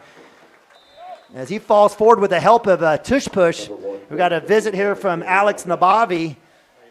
I'm doing well. Future former star here for Coach Shack and the Wildcats. Football, basketball, baseball. So with that, clock running, 1:10 on the clock. Potter with 2 timeouts from the 45. Back to pass on the double move. Hank Brown in pursuit, and it's dropped. Hank very fortunate as Hank came up and bid on that one. Damian Gomez with a double move in and out of his hands, and that was a heave there by Graydon Deviney. Falls to the ground. And that'll bring up 3rd down and long with the clock stop. Now, this plays into Cashion's hands now. If the Wildcats are able to get a stop here, allow no yards, they've got 3 timeouts left. They've got a chance here with a punt to be able to get the ball back and maybe go 80. See what happens here. Deviney in shotgun. He'll keep it, run up the middle. Blitz was there. He'll fall forward. We'll get to about the 40 on the Cashion Wildcats. It's about 5 or 6 yards. That'll bring up 4th down and 4. Decision time here for Potter as the clock runs. Let's see if Coach Shack will not use his timeouts.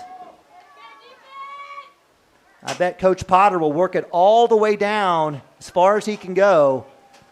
And the Coach Shack is going to say, hey, look, we'll just take it to halftime. Coach Shack looks like Wildcats will call a timeout here. All right, so what are your thoughts here, Jackson? Well, so far, minus the senior night, it's been very boring. I hate to say it, minus that Cashion drive. Hinton is a very boring, basic team. And they're not going to win a state championship off this type of game style, but they can win a game like this. Well, yeah, and they're taking advantage of Cashion Wildcat turnovers, 2 turnovers. Wildcats were driving on that last one. And certainly, giving it away. 4 possessions, 2 fumbles, and a punt with a touchdown. That's a recipe for disaster, and it's absolutely in Coach Potter's hands. So, yeah, you're exactly right. Nothing flashy, nothing fancy, but give credit to, Graydon Deviney, and they're picking their spots when to throw. They've completed, I believe, 3 passes, but they've been for positive yards.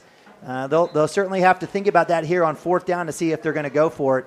And I just can't imagine getting the ball back in the 3rd quarter, Coach Potter, with a great punter that he has and Deuce Tripp, going for it here. I wouldn't want to give the Wildcats the ball at the 40-yard line. Let's see what happens here. Looks like they're going to stay in their offensive set. So defense is going to have to bow up. They'll have a chance to get the ball back with 30 seconds. Maybe a quick kick here. Let's see what happens. Deviney's going to try to throw it in the flats to Tripp. He's going to get caught right at the 35-yard line. Will it be enough for a 1st down? I think it will be. So nothing fancy, but it gets the job done. Talk about number 50, Caleb Graham. Didn't go for a Comet 1st down and 10. So 1st down, timeout, Hinton Comets.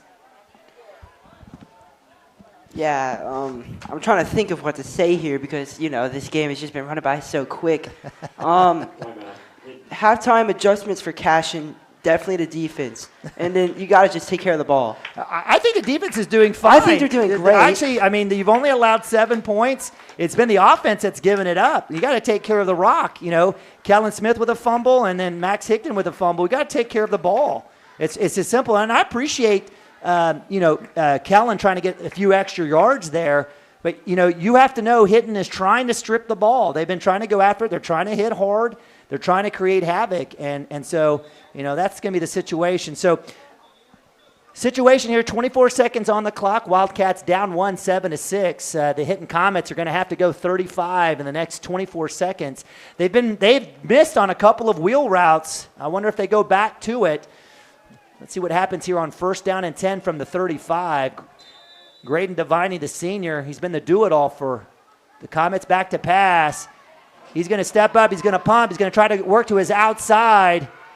He's going to try to get to the sideline. If Wildcats need to keep him in bounds, and Deviney just running for his life out of bounds, Wildcats are going to have to find somebody as a spy. I would like to, if it were me, maybe moving Grayson Davis back into a spy position and sliding maybe a Kellen Smith out at corner.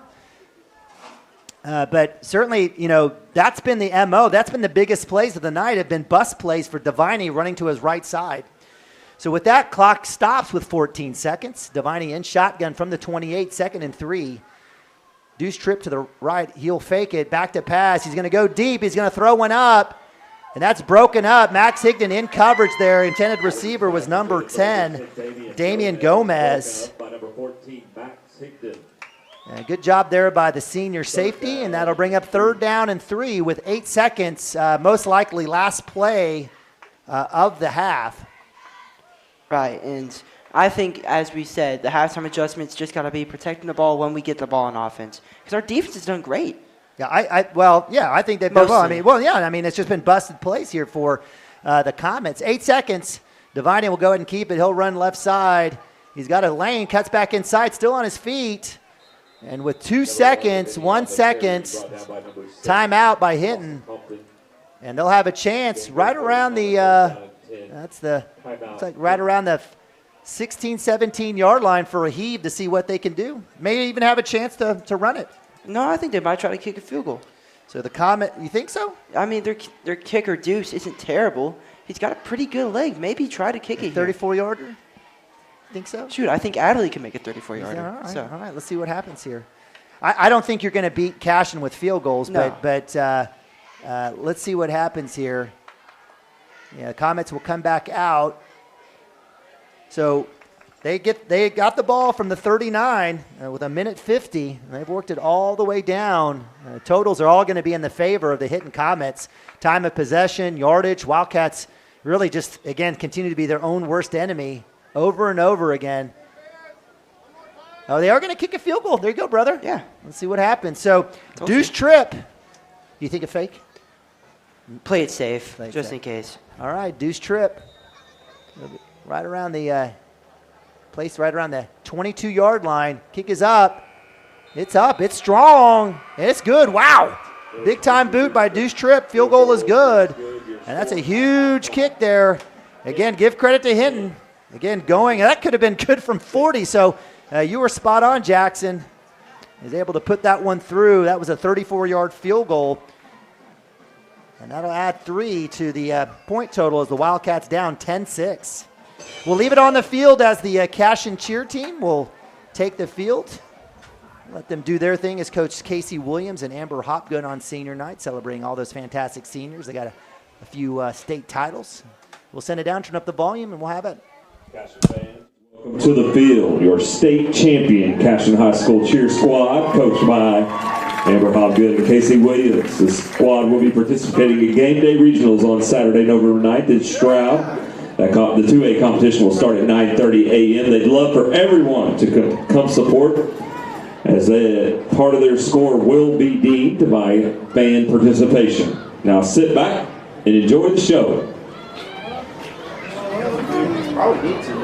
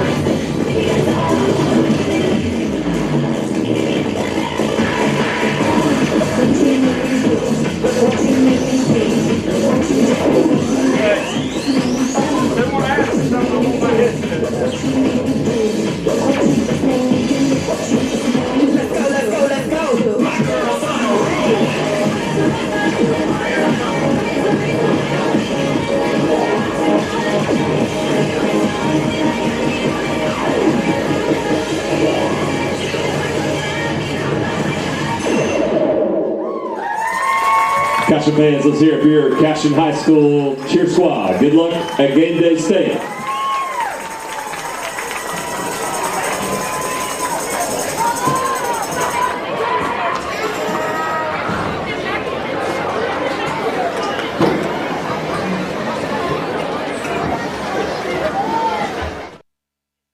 DC Family Healthcare and Wellness Clinic. Accessible, high-quality primary medical care for the entire family. Come see us for all your healthcare needs. We offer a wide array of services for minor illnesses and injuries, physicals, vaccines, screenings, chronic condition management, aesthetics, and even women's health. With locations in both Deer Creek and Cashion, we are always ready to care for your family's needs. Call today to make an appointment. 405-359-1122.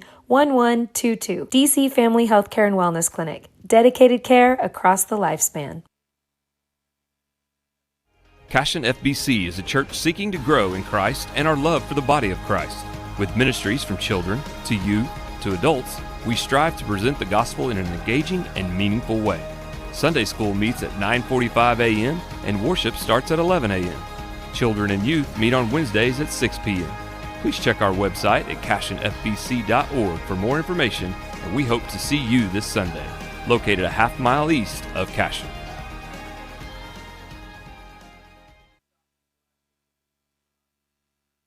Founded by Jesse and Amy McCracken, Rural Pest Solutions is a Cashion-based, family-owned and operated company. Our focus is on providing the highest level of customer service while effectively treating many common invaders, including spiders, ants, roaches, mice, mosquitoes, fleas, ticks, and termites. Flexible scheduling and superior customer service are our top priority. Call us today to schedule your appointment. 405-283-6565.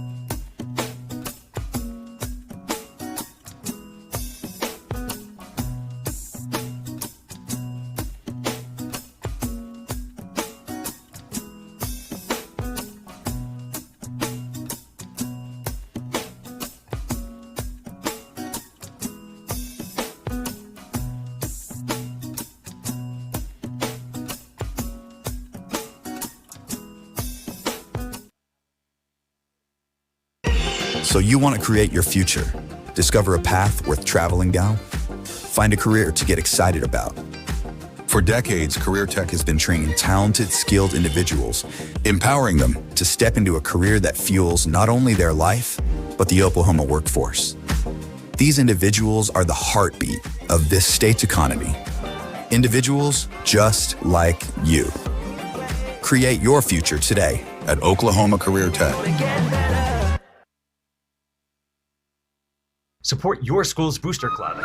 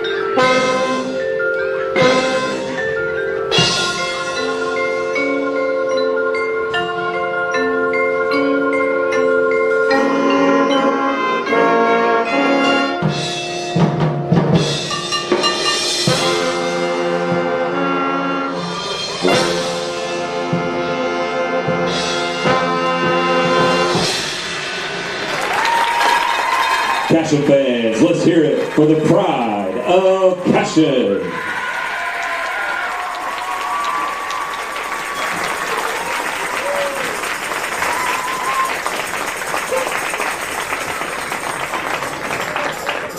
Business in front of thousands of potential customers. Talk about a win-win. Advertising packages start on this streaming station for less than $10 a game. Call 405-726-0835 or email adam@squirtle.com right now for more information. For 31 years and counting, Community State Bank has taken great pride in being your hometown bank. With branches located in Cashion, Dover, and Hennessy, CSB strives to reflect the small-town hospitality these communities are known for. Our friendly staff is here to serve you and provide one of the best banking experiences around, equipping our customers with the latest in banking technology combined with a personal, down-home relationship. Come into one of our local branches or visit us at www.mycsb.com. Community State Bank, small-town banking, the way it should be. Member FDIC. All right, welcome back. Halftime here at Cashion Wildcats TV. Appreciate you guys joining us. Naaman Abavi joined up here in the booth. My man Lane Broadbent, Lessons with Lane. Big shout out to our fantastic marching band. Again, they've been competing. They've been winning some awards. And again, they're putting on a great show here for you, as well as our cheerleaders. They're looking to get back-to-back now on game day cheer. They'll be heading out to Stroud tomorrow. They have a performance right around, I believe, 10:10. So for those of you that are maybe traveling around, got nothing to do, head on out to Stroud America. Show up to the Route 66 Arena and go cheer on your Cashion Wildcats cheer squad as they look to, again, go back-to-back with game day cheer. Lane, you sent over the stats. We can look at them, but pretty eye-popping that we're leading in total yards. Yeah, right? we're up. But you came in, and I think the word I'm going to paraphrase was blah that you used. Oh, no, it's like we're sleepwalking. Yeah. I don't know if it was the wildfires 2 days ago that's got us feeling down, or the 6-hour senior presentation that we had. We had so many seniors that we recognized that may have put them to sleep. But I can guarantee you there's going to be some boots flying and some kids' rear ends, I think, at halftime. I fully expect that. And of the 8 seniors that we have, I know that they're definitely going to be doing what they need to do. Wildcats, again, I think they just expected to roll the ball out here and go and win. That's what it kind of looks like. Kind of, you said it, sleepwalked, just kind of went through the motions. First, they had 4 possessions. So, we talked about it. Coach Potter, if he had a playbook on how to beat Cashion, he did it. He executed on it. He controlled the clock. He was able to force a couple turnovers and was able to, again, control everything in the game to keep the Wildcat offense. Wildcats had 4 possessions, 3 of them starting on their own 19, and then their last one starting on their 7. They had 2 fumbles. They started and ended with a fumble, giving really short yardage to the Hinton Comets. They really didn't have to go far for their touchdown and their field goal. And that last drive epitomized it, right? It was kind of giving up some plays here and there, some yards, and all of a sudden you got a kid kicking a 34-yard field goal to take a 10-6 lead. Well, we're just, I've been in the locker room at halftime with these coaches, and they are coaching them up. They're just not giving a little halftime speech. They're getting them in groups. They're getting on the whiteboard, and they're drawing up stuff that they need to be better at. And they're coaching them up. So we're going to see probably a different team when we come out here. Hopefully we're going to see a different team. We better, or the Wildcats are going to be in deep doo-doo. And we don't want to get beat tonight. We get beat tonight, we're probably playing more than likely would be a 4th-place team. So that means we're going on the road to a first-place district winner. And I think we did that last year, didn't we? 2 years in a row. Yeah, we did that last year. We saw how that turned out. We did it at Dibble last year and 2 years ago at Ringling. Mm-hmm. Yeah. And both of them games were tough to play, and we got beat on both of them games. Yep. So we really need to win this game tonight. There's some bright spots out there. Kellen Smith threw a perfect ball there. Oh, great ball. To Max Higdon. To Max Higdon. So we're going to be okay. I'm hoping we're going to be okay the second half. We'll know. I believe we'll know in that first series how much we have in us to really get this thing completed. Yeah, Kellen Smith, 5 for 7, 63 yards. His longest went for 33. No touchdowns, no interceptions. Kellen Smith, the leading rusher for the Wildcats, 8 rushes for 64 yards, longest of 19. Has the sole touchdown for the Wildcats. Does have that key fumble, trying to get extra yards. Rival Fields, 32 yards. Rival seems a little off today, don't you think? Yeah, we're not getting a lot of holes for him, and he's been a little bit hesitant. Yeah. Over the whole season, he's been hesitant about hitting that hole.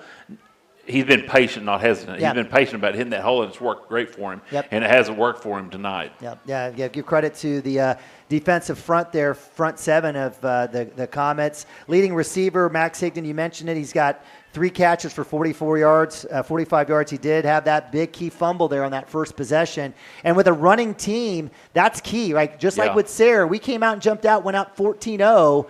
The opposites happened here, and that basically plays in the hands of the Comets. Yep. We're going to see, again, we'll see the first possession of the second half to kind of see where we're at and see if see what we got in them. All right, Wildcats again, 151 yards, total yards. They've been having to drive the length of the field, hitting with a great field position all night, just with 135 yards, but up 10-6 on the night. They're about 95 yards rushing. It's been really keyed by Graydon Deviney, their quarterback, and a lot of it on busted plays. Just the kid making plays left and right and making something happen with his feet. Man, you need to be here to see these kids live. Kellen Smith's throwing 30-yard ropes. He is just such an athletic kid, and only a sophomore. We got a lot of good days ahead of us. This sophomore class is going to be a pretty special bunch, I think. I agree.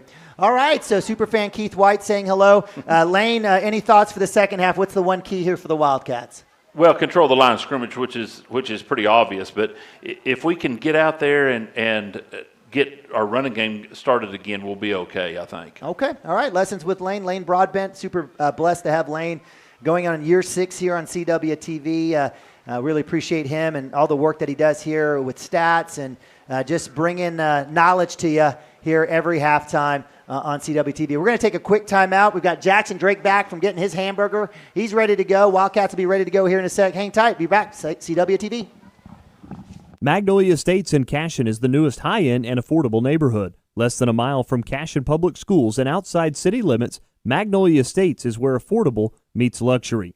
Amenities include paved roads, an exclusive neighborhood park, plans for a clubhouse, and a pool in Phase 3. Go 1 mile west on 840 Road from Euclid to 2980 Road and then go north 3/4 of a mile. For more information, you can visit magnoliaestatesok.com. Magnolia Estates proudly supports Cashion Public School activities.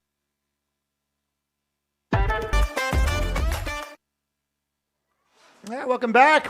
Cashion Wildcats, Stevie Neiman Bobby, Jackson Drake, and Maddox Gibson on the camera here, bringing you second half action live from Maxon Field in Cashion, Oklahoma. As your 6th-ranked Cashion Wildcats, 6-2 on the season, find themselves down 10-6 here on senior night against the visiting Hinton Comets. The Comets 4-4, 3-2 in district, looking to pick up a key win here.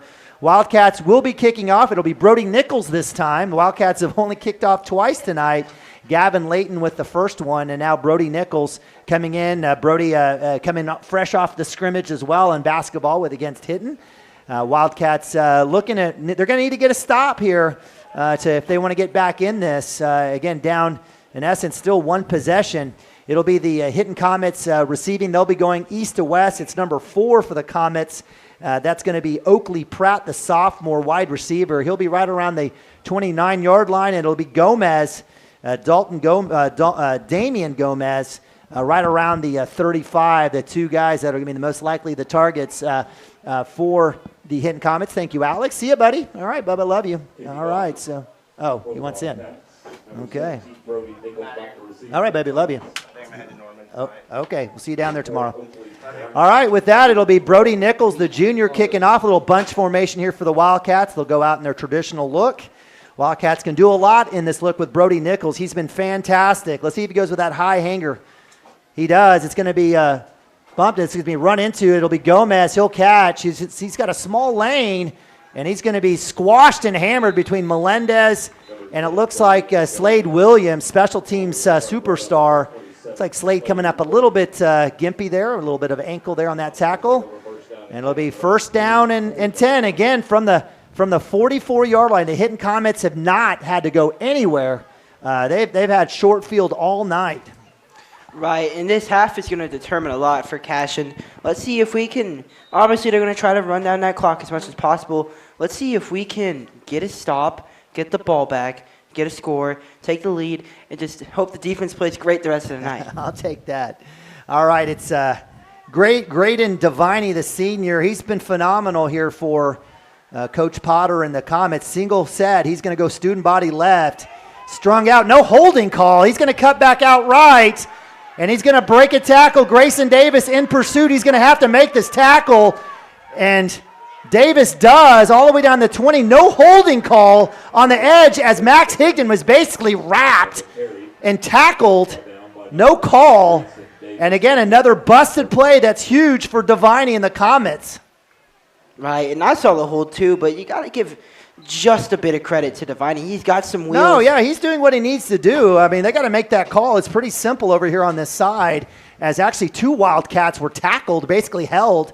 But Wildcats, again, coming back on another busted play, the third busted play that's turned into a big play for the Hinton Comets. That's been the big part of their offense. Deviney just basically scrambling back out to his right. 11:18 on the clock in Cashion territory. Deuce Tripp with a handoff. He's going to get submarine. Ball is loose. Looks like they're going to say he's down. There was a whistle.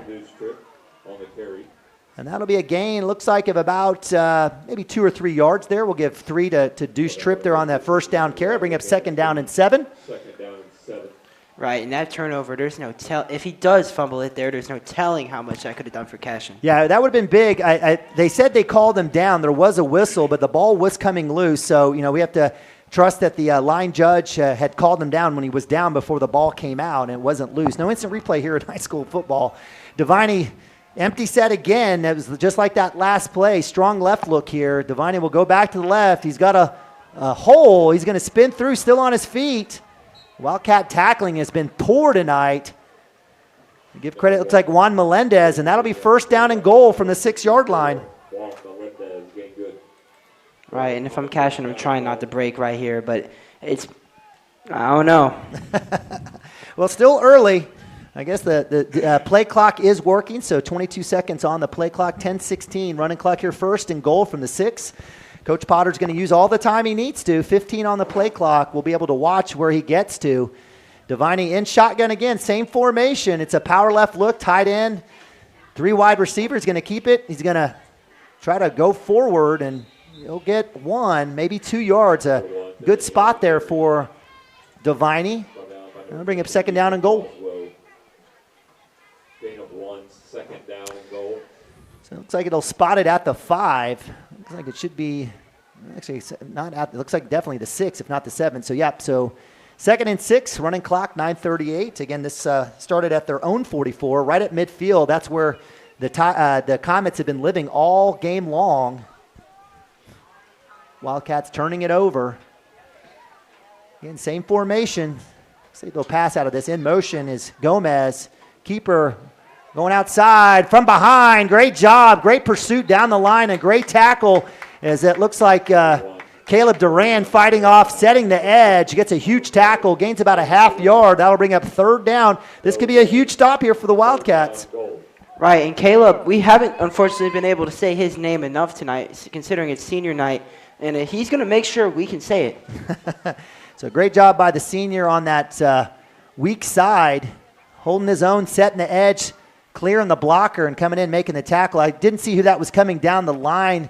May have been Timmy Jones or maybe Ethan Waswo on the chase. So big old 77 is checked in. Derek Pratt is checked in at running back.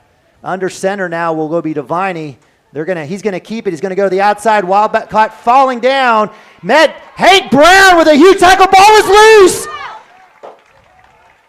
Was he able to recover it? He was. Great job by Hank Brown coming through, fighting off the tackle, the sophomore, with a touchdown-saving tackle. And that brings up 4th down and 4. Huge opportunity here for the boys in black to bow up. Cashion Wildcat faithful on their feet. Clock running, play clock at 17. Coach Potter, let's see if they keep Pratt in the backfield again. He was a decoy last time. Looks like they're going to have him back there joining with Devine. It'll be Deuce Tripp on the line. I'm going to guess Devine's going to try to go right. He's going to give it to Pratt. He stopped. The Wildcats bow up. 4th down stop, turnover of downs. And the Hinton Comets are stymied. And that is just textbook execution, perfect defense. Let's go down. Let's get this touchdown. Take the lead. Let's get this win.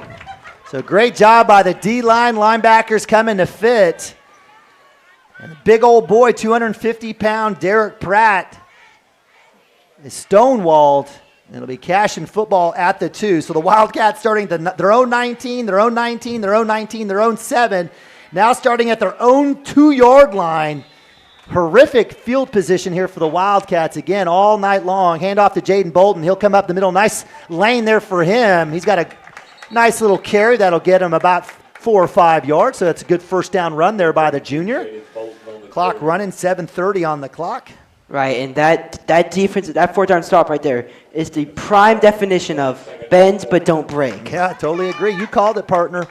All right, 7:19 on the clock. Bolton stays in. He's to the left now here of Kellen Smith. Let's see if Kellen keeps that one or maybe goes right back to Max Higdon. Bolton with another lane, little hurdle through the lane, still on his feet. Take care of that ball, young man, and he falls forward to the 25. Great job by the O-line and great work with a little hurdle, skip, and jump there by Jaden Bolton. Right, and Jaden is learning some new moves when he gets through those holes, and you love to see it. So O-line, so the nice work there by the offense, making a couple of adjustments. Kellen Smith back in shotgun, 12 personnel. Again, Jaden Bolton joined by Gavin Layton, Ethan Waswo. Bolton with another chance. Got a huge block at the edge. Could he go to the 50? One man debate. He says No, sir! I'm going! Touchdown! Cashion Wildcats, Jaden Bolton, 75! For the new guy on the team that joined a couple weeks ago, this is great to see from Jaden. Every single game, he gets longer and longer touchdown runs. Absolute great job by the offensive line on that right side. Nothing tricky there. Wildcats go Bolton, Bolton, and Bolton. And Wildcats are able to take the lead. They're up 12-10 here. Adley Jerry on senior night out for the extra point to extend this to a field goal. Let's see what happens here. Kellen Smith again on the hold. Caden Seeley with the snap. Big extra point. Snap, hold, kick is up. And it is good. Adley Jerry with the extra point, and the Wildcats take the lead on a 98-yard drive. It goes less than a minute. Capped by Jaden Bolton's absolute massive run going 75, and the Wildcats take the lead. Right, and Jaden, I don't know if we saw that. Jaden did a great job, but the blockers in front did a great job as well. Absolutely, sure did. I mean, you and I could see the hole every single time coming through. That first carry went for 5, the next one for a first down, and that third one to the house for the junior Jaden Bolton using that speed. And that's a big-time play here as the guys in black here are pumped up and ready to get back after it. All right, so Coach Jay with the special teams call. It looks like it's going to be Brody Nichols again with the kickoff. He'll be up from the 40.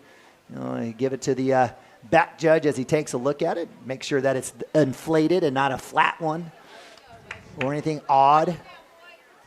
Wildcats in that bunch formation. Let's see if they stay in there. I don't know if this is onside time, but we certainly have seen it all from the Wildcats. Gomez back there along. Wildcats, number 17, Brody Nichols back to receive for the Comets.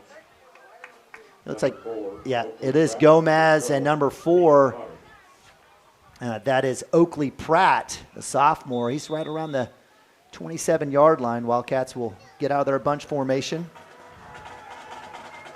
Just stay in your lane. Brody Nichols. That one's going to go to Pratt. He's going to catch her on the 27. He's going to go back to the middle. Wildcats fill the lane. Nowhere to go. And that's a great job by the special teams, and they'll stop him for a gain. It looks like about a return of about 10 or 15 yards. Looks like a good job there by freshman. Was that who was that on that tackle? Was that Houston Jerry? Yeah, it looked like it. Yeah. So good work there by the freshman, Houston Jerry, brother of Adley Jerry. So guess what? Guess where they're starting? 40-yard line. Comets can't complain. 6:27 on the clock. Wildcats, again, just taking a minute to get that score. Back out on D, 4-4 look here for the Wildcats. Little pass, little comeback in the flats. Caught by Helms, and Hank Brown driving him back. And they're going to give him forward progress to the 50. So while he was tackled 6 yards behind where he caught it, again, forward progress, and that'll be second down and short here. Again, Hank Brown, playing it safe. Nice cushion there on 8. Give credit to Graydon Deviney. All he's doing is turning and throwing an 8-yard out. Certainly something within his wheelhouse, and he's done well thus far tonight. Right, and that's just a basic, simple pass that that Hinton knows that he can make. And I wonder if that's a read for him. If he's reading that type of pressure or cushion. Hank Brown now a little bit, about 4 or 5 yards off. Deviney in shotgun, handoff to Deuce Tripp. Gavin Layton, the first one, actually that was number 12. Peyton Cotter in the with the carry. And that will be enough for a first down there. So Gavin Layton, the linebacker, coming up, making the tackle. And that'll be in Cashion territory. Clock running right around the 46, 5:28 on the clock. If Wildcats can get a stop and another score. All the momentum. All the momentum and all the business. That puts the pressure definitely on a run-heavy Hinton Comets. A run-heavy Hinton that takes a long time to get down the field. That's right. So if we take another score, they could try to change their game plan into something they're not comfortable with. That's exactly right. So 2 wide receivers up top. Tripp is the tight end. Handoff underneath. And a great little push there. Good job there by number 12, Peyton Cotter. A little change of pace at running back. That's a good carry. That gets about 7 yards there to the 40-yard line. 6 yards, so that'll bring up second down and a long 3. He'll have a seat there as 2 runs is enough for number 12, Peyton Cotter. Wildcat linebackers making plays. They just got to make plays a little bit further up inside the line of scrimmage.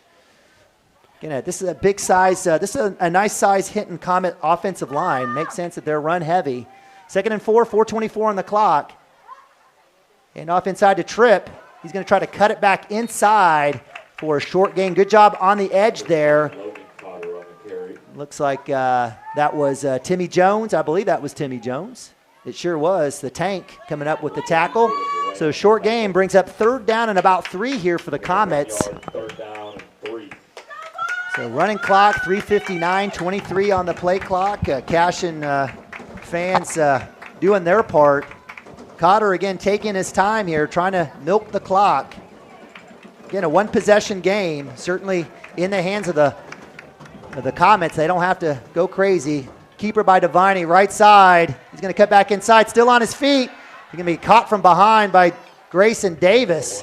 Good job by Davis as Graydon Deviney, just basically student left and student right. And, you know, he keeps it, and he's been his most proficient going to his right side on bus and on called plays.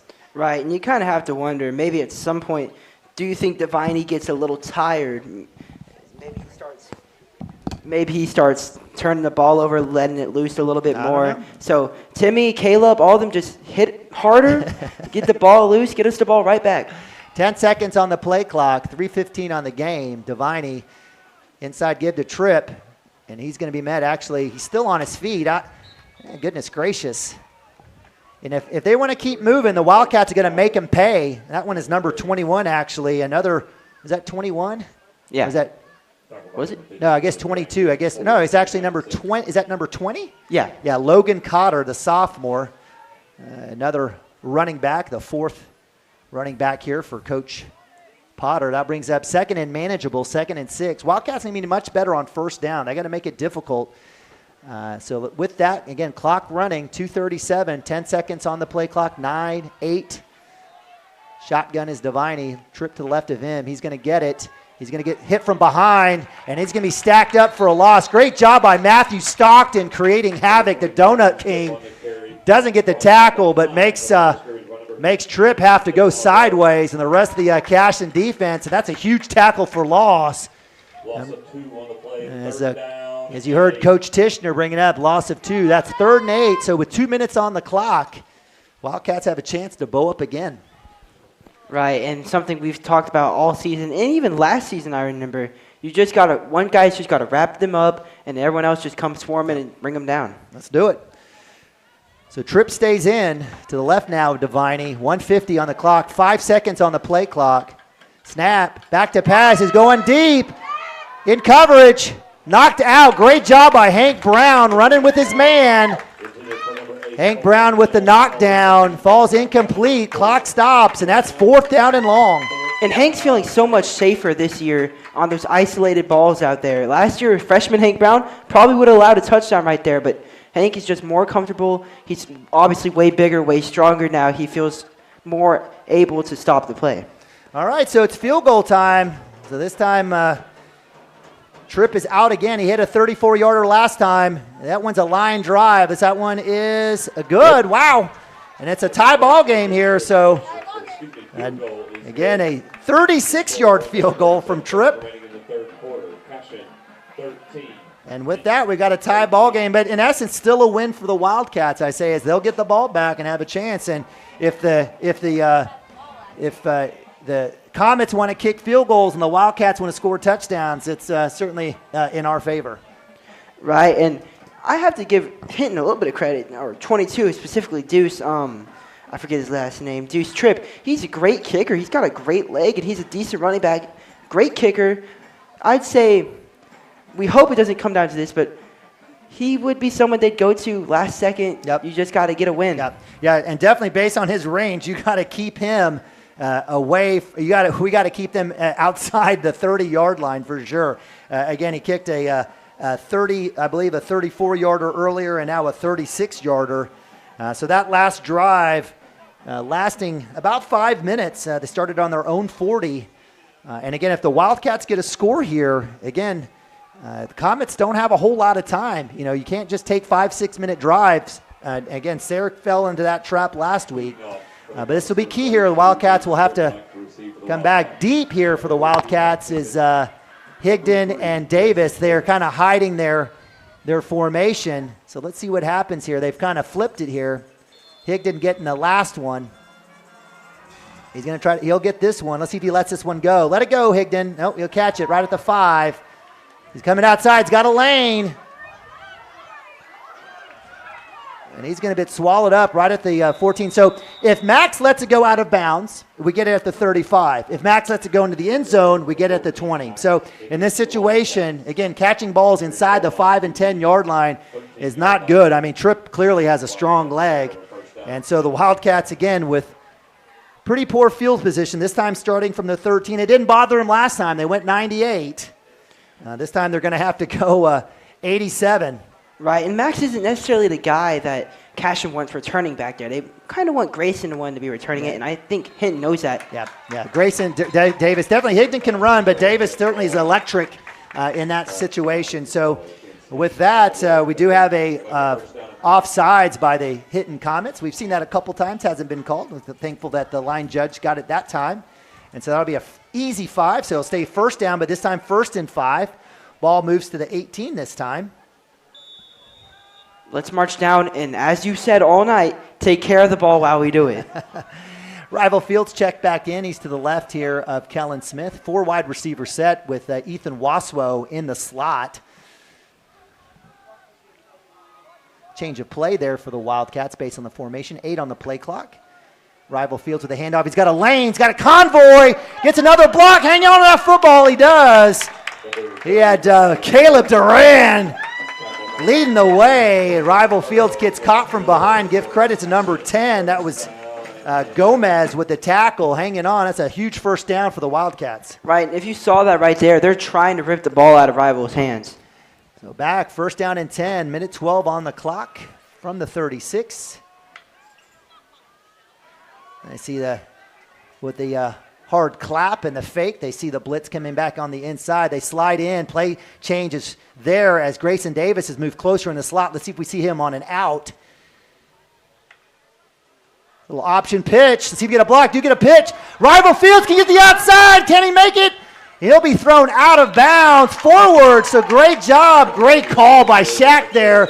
Setting up, reading the blitz there on the inside by Deviney, and great block by Grayson Davis. Right, and Rival was kind of lucky the Hinton guy just threw him for the first down. If he doesn't throw him, Rival goes out of bounds for like a second and short. So the ball now at the 46-yard line. A little change here as Rival Fields will have a seat. Jaden Bolton checks in. King Underwood's back in. All right, King Underwood. A little King Underwood sighting here in the second half. Grayson Davis in the slot. Max Higdon here on the short side.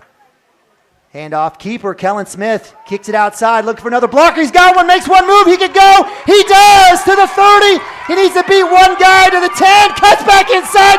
Whoop! Touchdown, Kellen Smith, Cashion. Wildcats add another one to the board, and we have a flag on the play. Oh, killer.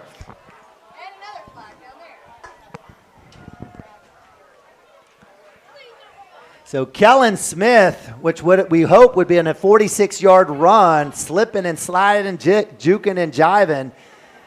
We have 2 flags. We have one in the end zone. We also have one right at the 47-yard line. This could be disastrous for the Wildcats if both are against them. Hinton fans cheering. Wildcats can't get out of their own way.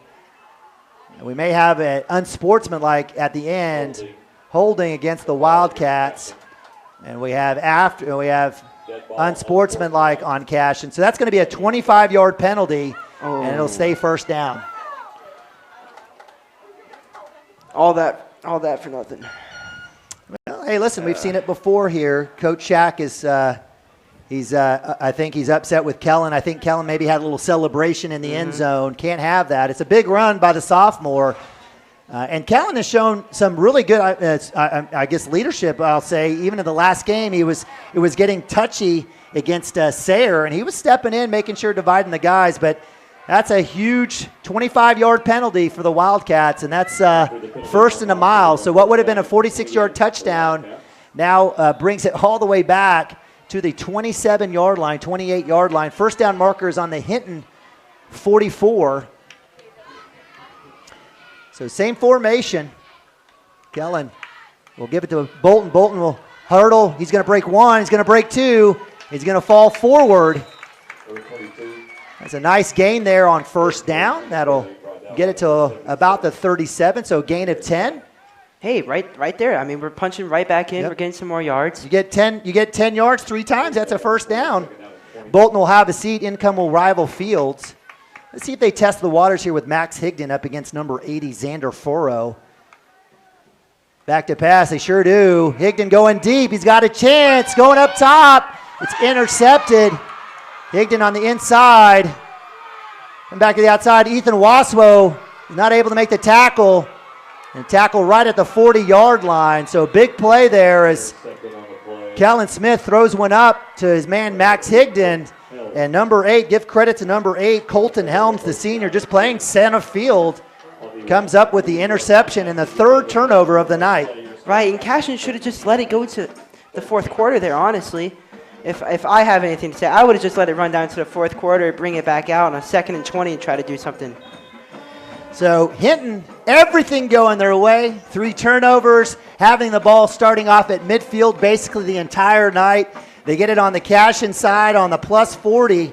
If you're tracking from home, this is their 7th possession. Plus 40, their 40, their 40, their 39, their 44, their 40, and then the Cashion 40. So, again, everything going right for Coach Potter. They've hit 2 field goals, 35, 37-yard field goals. Tie ball game here on senior night. Wildcat defense is going to have to bow up again. Sorry, I was watching Kellen. I know it's a devastating thing, but he's gonna wipe it off. You know, he knows he has a bit of leader here, and he's gonna wipe it off. So is guys like Caleb, Timmy, all of them. I agree in that situation. I think that was an inside release for Higdon.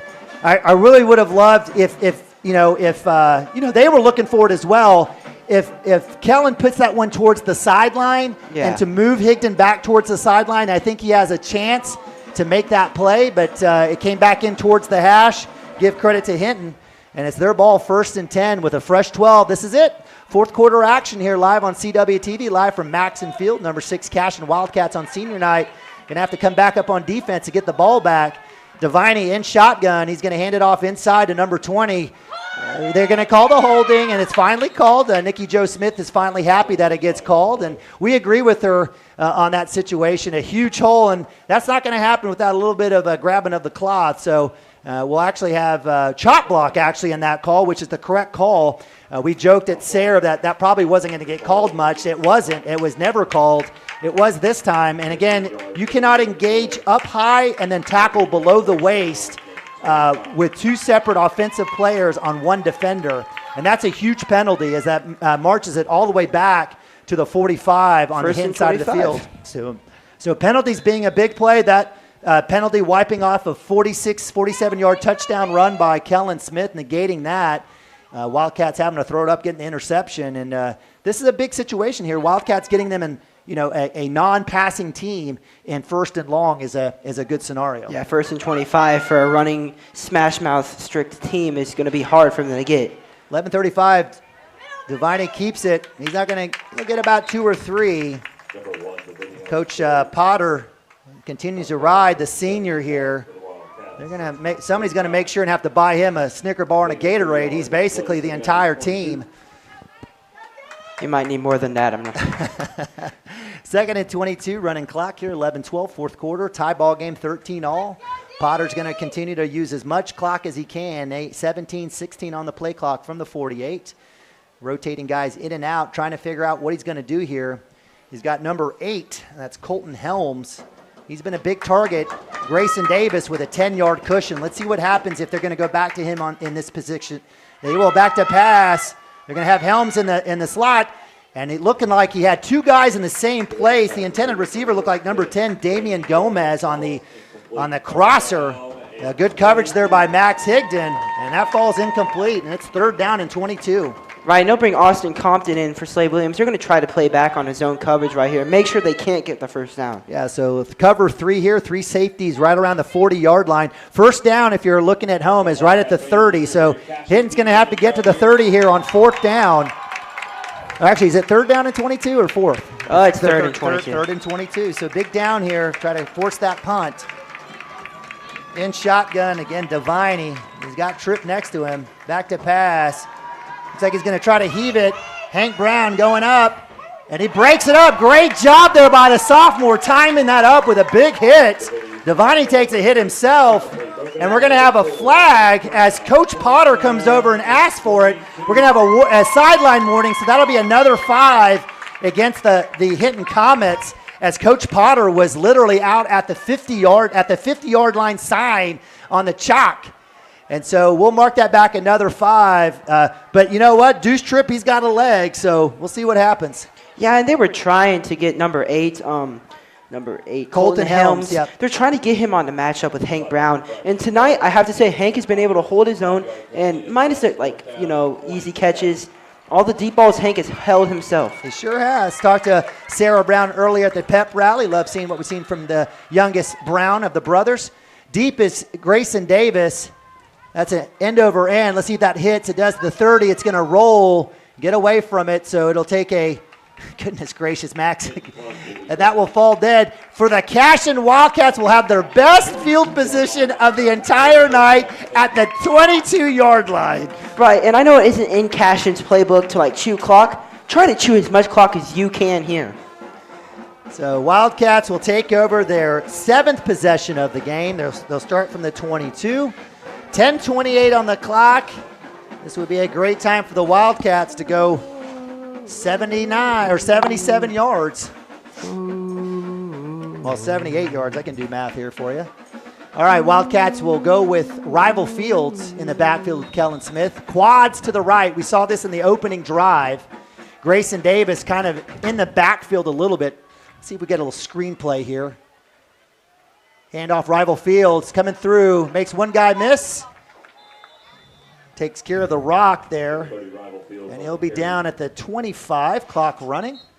Looks like we've got an injured Hinton Comet. Now he's back up on his feet. So decent run there. Gets about 4 on first down. Brings up 2nd down and 6. 10-13 again on the game clock. Coming in, Max Hosley will come in, and that looks like Rival Fields will check out. Wildcats will go empty here as Max Hosley comes in at guard next to Caden Seeley, the junior. We've got Ethan Waswo and Gavin Layton, double tight end set, power right look here. Let's see if Grayson Davis goes in motion. He does. Jet sweep fake. Kellen Smith will cut back inside, and he'll get stopped right around the close to the 30-yard line. That's a good pickup there, solid pickup. And I'll bring up 3rd and manageable here for the Wildcats and Coach Shack and the offense. Clock running, 9:34. Again, tie ball game. Critical drive here for the Wildcats here on senior night. Max Hosley checks back out as Rival Fields checks back in. Wildcats will stay with that 12 personnel. Max Higdon all by himself out there, and we'll have a flag here. We'll have a false start. Wow. That is a huge penalty for the Wildcats. I cannot understate or overstate that.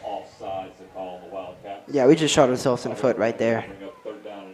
So what was 3rd and 3 and potentially even a manageable 4th and short for the Wildcats, now is 3rd and 8.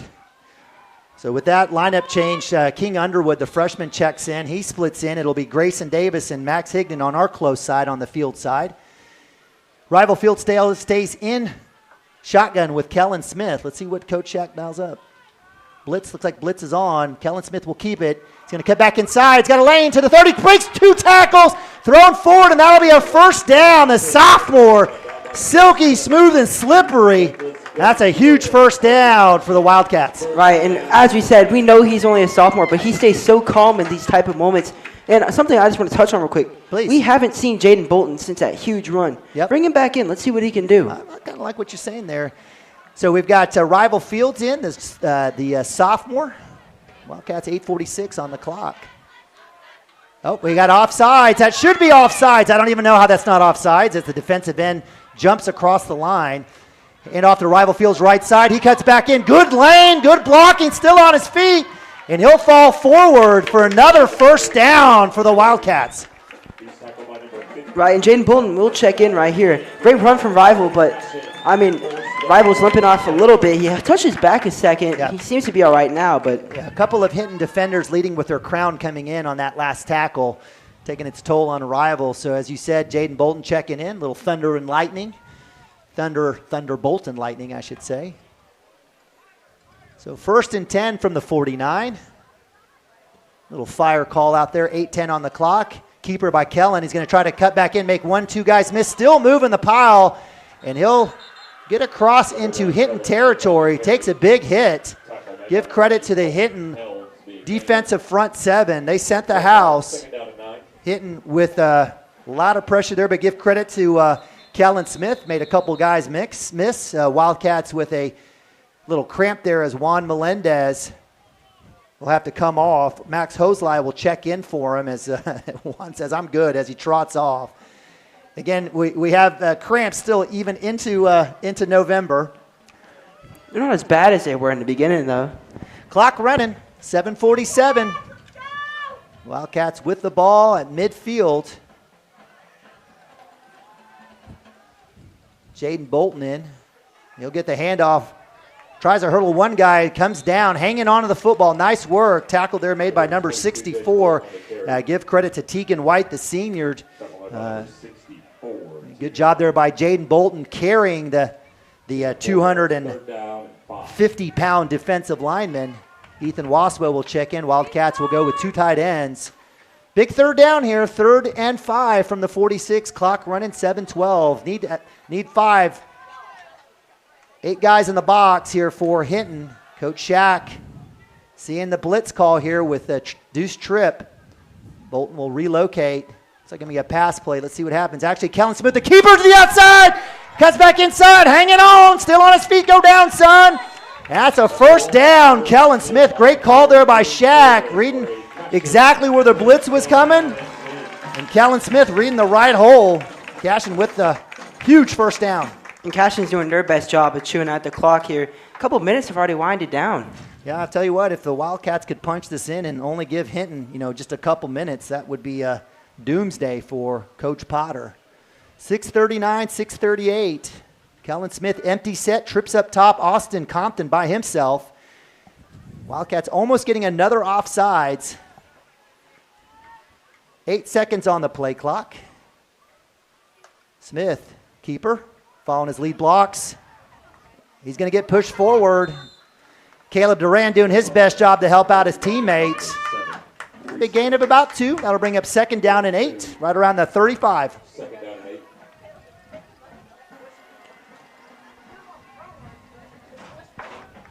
They're not going to bring any running back in, so either going to be another Kellen keeper, or let's see what they do here. Yeah, you might see a double tight, actually a single tight end is Ethan Waswo. 4 wide receivers.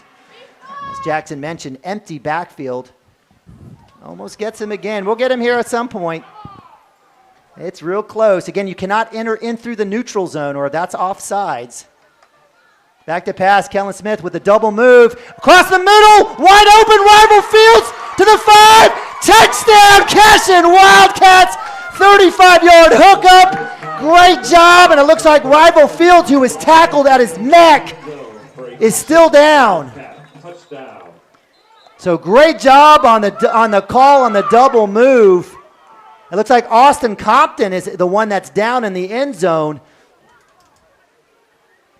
So 35-yard touchdown. Give credit to Kellen Smith hooking up with Rival Fields, who was in the slot. Austin Compton, who got caught up in a little bit of that trash down there. A little extracurricular activity in the end zone, deep into the end zone. Wildcat fans on their feet definitely were wanting something to happen there, but give credit to Rival with a great snag. And Kellen Smith with the great drive. That drive started on the Wildcats' own 22. Wildcats with 10 minutes on the clock basically milk off 5 minutes. It's like Austin. Is that Austin Compton? Yeah. Yes, that's Austin, who's been battling injuries all season long. I think he got caught up in a little bit of that stuff, that junk that happened in the end zone. And he's being helped off by our fantastic medical staff. Adley Jerry out with a very important extra point. Right, and Rival did get kind of yanked down by the neck. He did. He was already in the deep end zone. Deep in the end there. zone. No, I totally agree. I totally agree with you. Smith with the hold. Snap, kick is up. And it's good. Adley Jerry with a huge extra point. And the Wildcats extend that lead by 7, 20-13. Ice in her veins. Ice in her veins. Well, we got 5 minutes. We kind of put them in an uncomfortable position right here. We'll see what happens. Yeah, so again, most likely with high onside. Let's see if Coach Shack goes deep this time. I don't know. But again, the Hinton Comets have celebrated phenomenal field position all night long.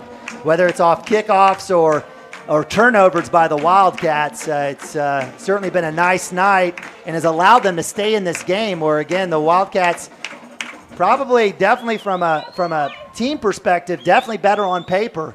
But give credit to Graydon Deviney. He's strapped on these guys, the Comets, from Southwest Oklahoma, on his back and said, let's go. And he's kept in the game, and it's been Deuce Tripp after all the hard work, putting in 2 field goals.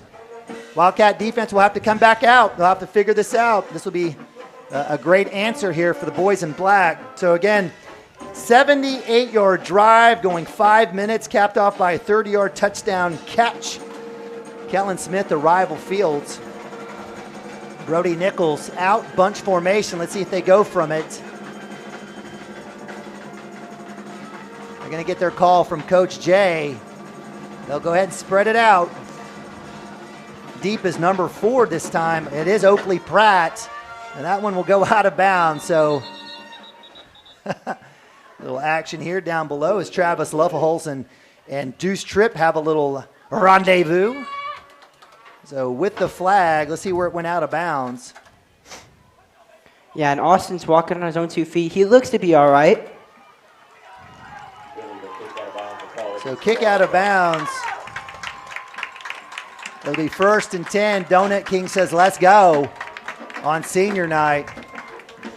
So the Hinton Comets with the mark off on the, we'll get it at the 41-yard line. It's been the story all night. Really haven't had to do much. Generate a long field for them. Comets will take over 1st and 10, 5:32. They're going to have to go 59.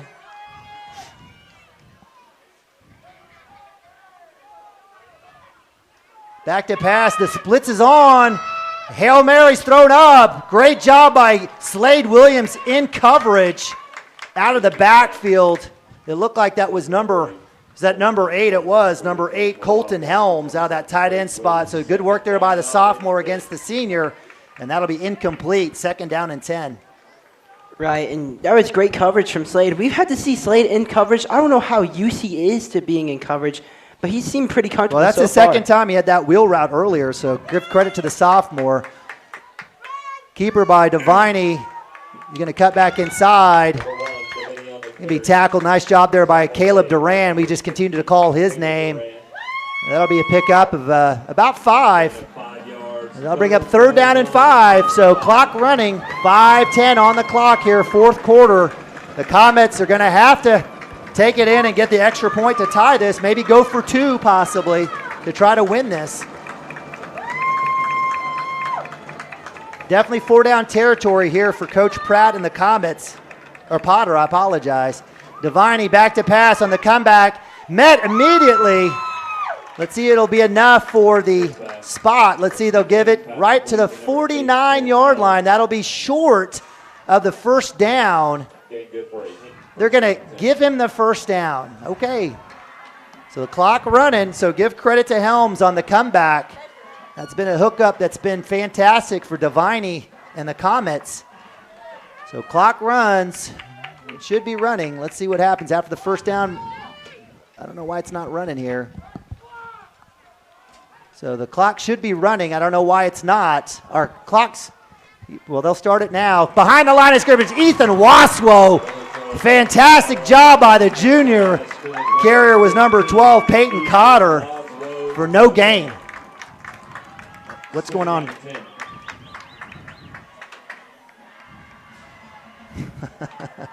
Must have hit the we lost the signal there for a little bit. Thanks for hanging tight. From the 49, 2nd and 10, running clock, 4:14. Deviney in shotgun. He's going to look to pass. He's going to heave one out in the zone. It's loose and in and out of the hands. Good job by Max Hinton. Grayson Davis says it was right there for me. So that one falls incomplete, and that's 3rd down and 10. Coach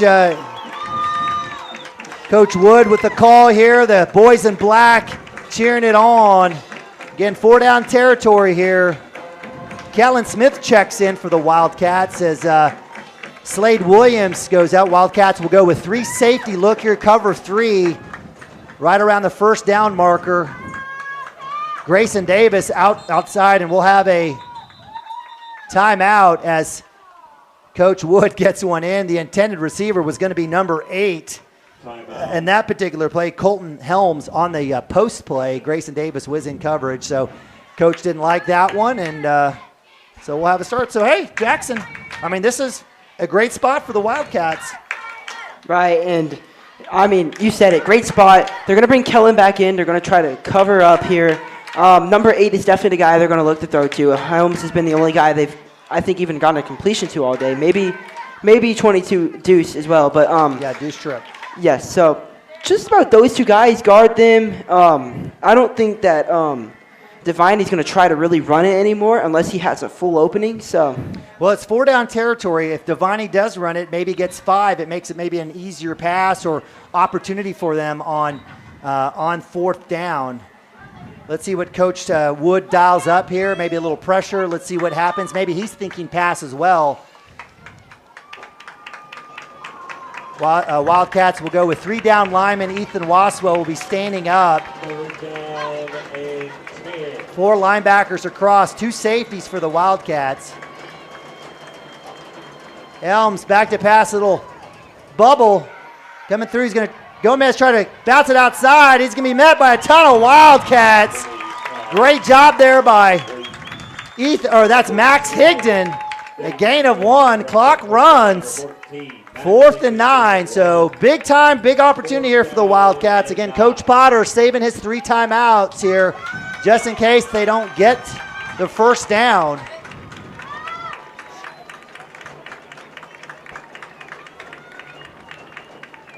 You think another pass? Has to be, right? Well, yeah, no, it has to be a pass here. So it's most likely a look for number 8, who's going to be matched up with Hank Brown. That's probably what we're going to see here. And that's exactly what we're seeing. A little come through, coming across. Ethan Waswell's got a chance. Chasing the guy down, flips it out. It's caught, and that'll be a loss. That'll be an illegal touch by the lineman. Regardless, is turnover of downs, and the Wildcats will take over. That'll be a legal touch as number 65, Jacob Bonnewell, cannot catch the ball. So the Wildcats will decline this penalty, and it'll be Cashion Wildcats 1st down and 10. Great job by Ethan Waswo on the pressure, and great job on the coverage by Hank Brown on that skinny post by Helms. Right, and Hank's one assignment was to guard Helms, and hey, he did it. He did it. So we have a legal touch by the Hinton Wildcats, and so that will be a loss of down. It'll be Cashion football, 1st down and 10. So great job by the defense, shutting out the Hinton Comets here in the 2nd half thus far.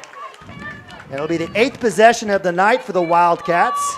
They take over with 3:14 on the 48. Best field position of the night here for the Wildcats. Actually, I guess we'll have it, looks like it will be at the 47 or 48. Let's see where they get the, that looks like about the 47-yard line. So Wildcats, no, they'll step it off, actually. That's right, it is a loss of down and the mark-off, so that's exactly right. So that's a correct job there. Nice work there by the umpire and the crew. So right from the 38, Wild 37-yard line. Wildcats will take over. Kellen Smith, handoff inside. Rival Fields protecting. It's still on his feet, and he'll go down. Late hit spear. That's unfortunate there as number 7. Reese Douglas throws himself there at the end there while I was clearly behind, but nonetheless, Coach Potter will have to burn a timeout, and that's a tough one as it's a huge gain on first down for Rival Fields and the boys from Cashion. Right, and all really Cashion has to do here is just play smart, take care of the ball, and we'll go out with a win, 7-2. We'll play Fairview. That'll be a tough one. Yep. I won't be here for that one. You won't? I won't be here for the next 2 games, actually. Okay, what's going on? Got a couple Thunder games we got to go watch. Oh, you got to watch Thunder. Yeah, I mean. Can't hang out with us? Sorry, Thunder games. Oh, okay. There's only 82 regular season games. Yeah, I know, but there's only so many high school football games, brother. That's fair. All right, we'll go enjoy it. All right, so the Wildcats, after that huge pickup on first down, looking at 2nd and 2 from the 29, Rival Fields playing great. Had that last touchdown on that 30-yard strike from Kellen Smith to help the Wildcats take the lead. 2:55 on the clock. Clock will start on the snap. Wildcats need at least 1.5 first downs here to basically milk this. We get one more first down, work through the 2 timeouts that Coach Potter has, and it's victory formation time. Rival Fields to the right. In motion, Grayson Davis. Rival with the handoff. He'll cut through to the 20, 25, get a block. He sure does. To the 10, to the outside. Is he in? And he stopped right at the 1-yard line. Rival Fields with a huge run. The Wildcats have a chance to milk this one here with 2:46 on the clock. Yeah, and if you saw King there, he threw up the innocent hands this time. He did a great job on that outside. Rival with the handoff, cuts inside, touchdown, Cashion Wildcats. Add another 6, 1-yard plunge by Rival Fields. And I think we got ball game here on senior night. That's a backbreaker right there. So looks like we've got a stoppage here. Do we have a flag on the play? Let's see what happens here. They're going to mark the ball. Looks like we'll get a call here. Maybe it's after the play. I don't know. I didn't see an unsportsmanlike. Did you? I didn't see a hold. I mean, basically, Rival just walked in.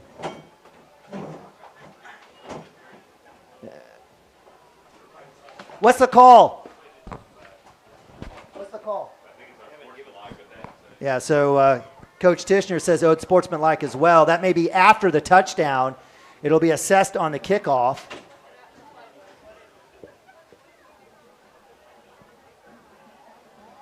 Or it may be assessed on the extra point. Let's see if Adley will get to kick a really long one.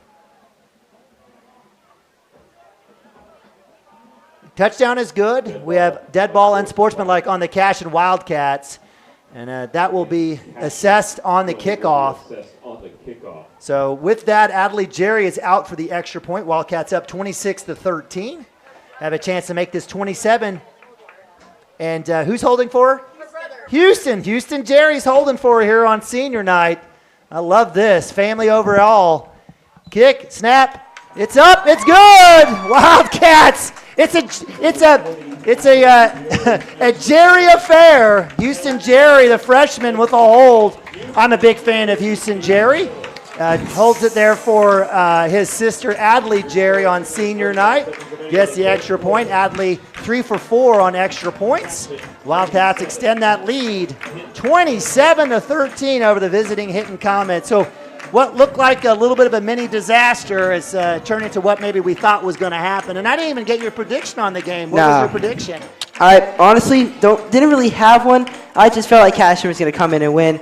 And, I mean, we are winning right now with 2 minutes left. So apologize for the connection. We're trying to figure out what's happening around here. Is it still off? It was on for a while. Okay, looks like we may get it back there, yeah. It may be a cord issue. Let's see. I don't think it's on our end. I think we're good. We keep losing it, but it's going in and out. Why don't you tell him to check the power? Got it. All right. check the power cord, maybe where it's plugged in the camera and in the socket. So with 2:45 on the clock, Wildcats will be kicking off extra deep here. Good situation here if you're a Hinton Comet without Markoff. Wildcats will be kicking off not from the 40, but from the 25. And if we've seen something this game here for the Hinton Comets, it's been their amazing field position all night long. Hey, listen, let's go ahead and do this. You want to run camera for me here? You want to run? Well, hold up. We'll run a little radio here for you guys. Sorry that we've lost our video feed. I'll try my best to do a radio call for here. So from the 25, Brody Nichols will be kicking off. Short side, Wildcats will break their bunch formation. Gomez deep, Pratt deep as well. Pratt will catch at the 45. He'll cross midfield. Travis Lovehalsel with the tackle. I absolutely love that senior coming through. Nice return, and we got a camera back. All right. We got it. Technology. All right. With that, this will be the 9th possession. This one right at the, again, the best field position for the Hinton Comets. Right around the 38. So they've had it at the 40, 40, 40, 39, 44, 40, 40, 44, and now inside the 38 of the Cashion Wildcats. They'll take over first down and 10 with 2:44 on the clock. They have to score, and they got to get an onside. Gomez by himself, blitz on, pass in the zone. Helms with the catch, retreating, ball's loose. It's out, and the Wildcats recover, and that will be ball game. Great job by the Wildcats in pursuit of Helms. I don't know if that was Ethan Waswo who knocked that out or possibly Timmy Jones, but that'll be it as the Wildcats will move to 7-2 and victorious on senior night. Well, hey, it took a while, but the Wildcats got their first turnover of the night against the Hinton Comets on a pass play to Helms. Helms there getting knocked backwards, trying to fight for extra yards. I don't blame the senior. He's doing his part to try to keep his team in it. He's been good offensively and defensively for the guys in white and red. So Wildcats facing 2 timeouts from the Comets. Handoff inside to Jaden Bolton. He'll take the handoff. And Coach Potter will have to hang on. He'll most likely use his second timeout after this play. Wildcats get a first down. It's over.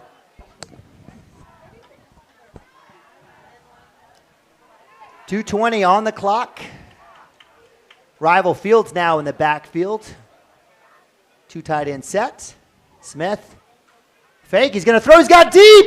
Grayson Davis wide open. It's a catch to the 30. See you later, Grayson Davis. Goes 67, and the Wildcats hit pay dirt again. Why not run up the score when you can? So Coach Shack says, yo, let's get after it. No mercy on senior night. Grayson Davis with the touchdown. Wow. Absolute dime there from Kellen Smith, finding the streak in Grayson Davis. The safety said, what? What's going on? Grayson Davis says, hello, goodbye, touchdown Wildcats. Adley Jerry with the extra point, and it's good. That was looked like Houston Jerry on the hold on that one as well. And so with 2:01 on the clock, the Wildcats going 10 seconds with the touchdown drive, and they pouring salt into the wound. Yeah, and that's just going to make this score on Squirtle and everyone, other live streams are going to see this and be like, dang, Cashion is killing Hinton. Really, it was kind of a different story, but we've kind of picked up the pace here. So if you're wondering why Coach Shack threw that, if the Wildcats win by more than 15 points, they get max points in district play. So Coach Shack said, hey, I got a chance here. If we can go up by more than 15, I can stay in play. And if they beat Fairview, they'll have a chance to leap Fairview from a points perspective and a wins-loss perspective. So that's a scenario. You never know what will happen. Fairview, who knows what's happening with them. But certainly it's not to be rude. This is all about gamesmanship, and we've seen it before. So Brody Nichols out to kick off again, this time from the 40. Again, it's Gomez and Oakley Pratt. Crescent up 39-8 on Merritt. Fairview up 49-24 on Sayre. That one is going to go deep and out of bounds. So it'll be a matchup. Winner takes second place next week as Fairview will be hosting the Cashion Wildcats on their senior night. Back-to-back defending state champs, senior night. All the chips against the Wildcats. 2 back-to-back champs, that's exactly right. Chris, you want to grab the headset? We got Chris Gibson. Of course, I know you can't stand in not being here. Hey, I just found out my boy Jackson Drake's got Thunder tickets the next couple weeks, so I may have to get you going. But the Thunder are playing right now at Portland, trying to go 5-0, the first time since 2013. Handoff inside to number 20, and that's going to be Logan Cotter, and I think that's Coach Potter waving the white flag. Chris, welcome to the matchup next week with Fairview. There will be the last 4 state champions will be playing next week together. That's crazy. Went back to back. Then Fairview went to back to back. So the last 4 state champions will be. Chris, would you say that District A1 is the toughest district in all of Class A football? You got 3 of the top teams. 10. Hinton's good. Sayre's good. They're going to have winning records. And Watonga, that's a salty squad, and they have no wins. And they got beat pretty bad tonight, which, they've got some players, man. They do. If they ever figured it out, they would be dangerous. Yep, they would. Handoff inside. That one goes again back to number 20, Logan Cotter. Jackson, you talked about the second half, bowing up, being you. Wildcats are able to do that. You happy with your homeboys? Yeah, no, I'm really glad how we came out of halftime down 10-6, and we came out, we just exploded 13-34. Yeah, again, the defense holding, I guess, did we have one field goal? We did. We had that 36-yard field goal, and that's it here in the second half. I caught it. Y'all didn't even say anything. I was in the stands. Were you? I'm sorry. Did you throw it over the back of the end zone and make the... Yeah, you should have. You should have. Handoff inside. And with 19 seconds, that'll be it. Ethan Waswo on the tackle. He's pumped up. Wildcats pumped up. Everybody's pumped up as the Cashion Wildcats on senior night victorious 34-13. They moved to 7-2 on the season, but most importantly, get that huge win here at home on senior night. So Wildcats will look to fight next week. Fairview for that ever important 2 seed and a chance to host a playoff game. If you don't have that 2 seed, it'd be real hard to host a game, right? Yeah. You would have to host, maybe get to host like a 3rd round or something like that. But I don't know. I'd have to look at. I'm not sure how it all works with the new breakdown of Class A1, Class A2. I haven't really looked at where we project out for a 3rd, where we project out for a 2nd, who we're going to play. But that's something I guarantee Coach Shackelford will be taking a look at this week. Don't get me wrong, he's going to focus 100% on Fairview, but you still look at playoff matchups moving forward and what it's going to look like and how that's all going to play out for sure. All right, Wildcats victorious. Jackson, last thoughts here on the victory here for the Cashion Wildcats. Yeah, way to fight when some of the odds were against us. The chips were down. We were able to come back, and we just killed them in that 4th quarter. And we'll get the W, 13-34. And basically, we've just clinched our spot in the playoffs, so that feels great. Absolutely. Jackson, in hindsight here in the second half, what do you think was the biggest play in your opinion? Jaden's run. Jaden's run. Absolutely. That or the 4th and goal stop. I'm going to give it to the 4th and goal stop, but I think Jaden's run offensively was the best play we've had. All right. We can have two key plays, but again, really proud of the Wildcats here. Lane had talked about making those adjustments at halftime, maybe a couple walls getting kicked in, a couple of maybe inappropriate words being used, but the Wildcats came out on fire in the second half, just allowing 3 points. The Hinton Comets had great field position all night. The Wildcats did have that one interception that did hurt them there in the second half, but took care of business. The Jaden Bolton 75-yard touchdown run, the 30-yard touchdown pass from to Fields from Kellen Smith, the 1-yard touchdown run by Fields, and the 67-yard touchdown toss, absolutely a backbreaker here in the second half. The Wildcats having 5 possessions, scoring on 4 of those 5, making hay and doing right again as they moved to 7-2. All right, partner, any last thoughts? I kind of gave my last thoughts, but I'll just go ahead and restate it. We're going back to the playoffs, and I'm going to try everything in my power to be back the 22nd, I believe. You do your thunder, Bubby. I'm going to. Yeah. But if we win November 15th, do we have a playoff game, or would that be a bye week before the playoffs? We go straight into the playoffs. Okay. Well, if we win November 15th, I'll be back the next Friday. And everything's possible in that scenario and situation. All right, Wildcats victorious. Senior night. We appreciate you guys joining us here on Cashion Wildcats TV. Make sure that you follow us on Facebook, Twitter, Instagram. We'll have highlights, stats, all tonight and all week long leading up to that huge game in Fairview next week. So for my man Maddox Gibson on the camera, my big-time man Jackson Drake on the mic, I'm Neiman Ababi. Appreciate you guys joining us here on Cashion Wildcats TV. Go Cats and God bless.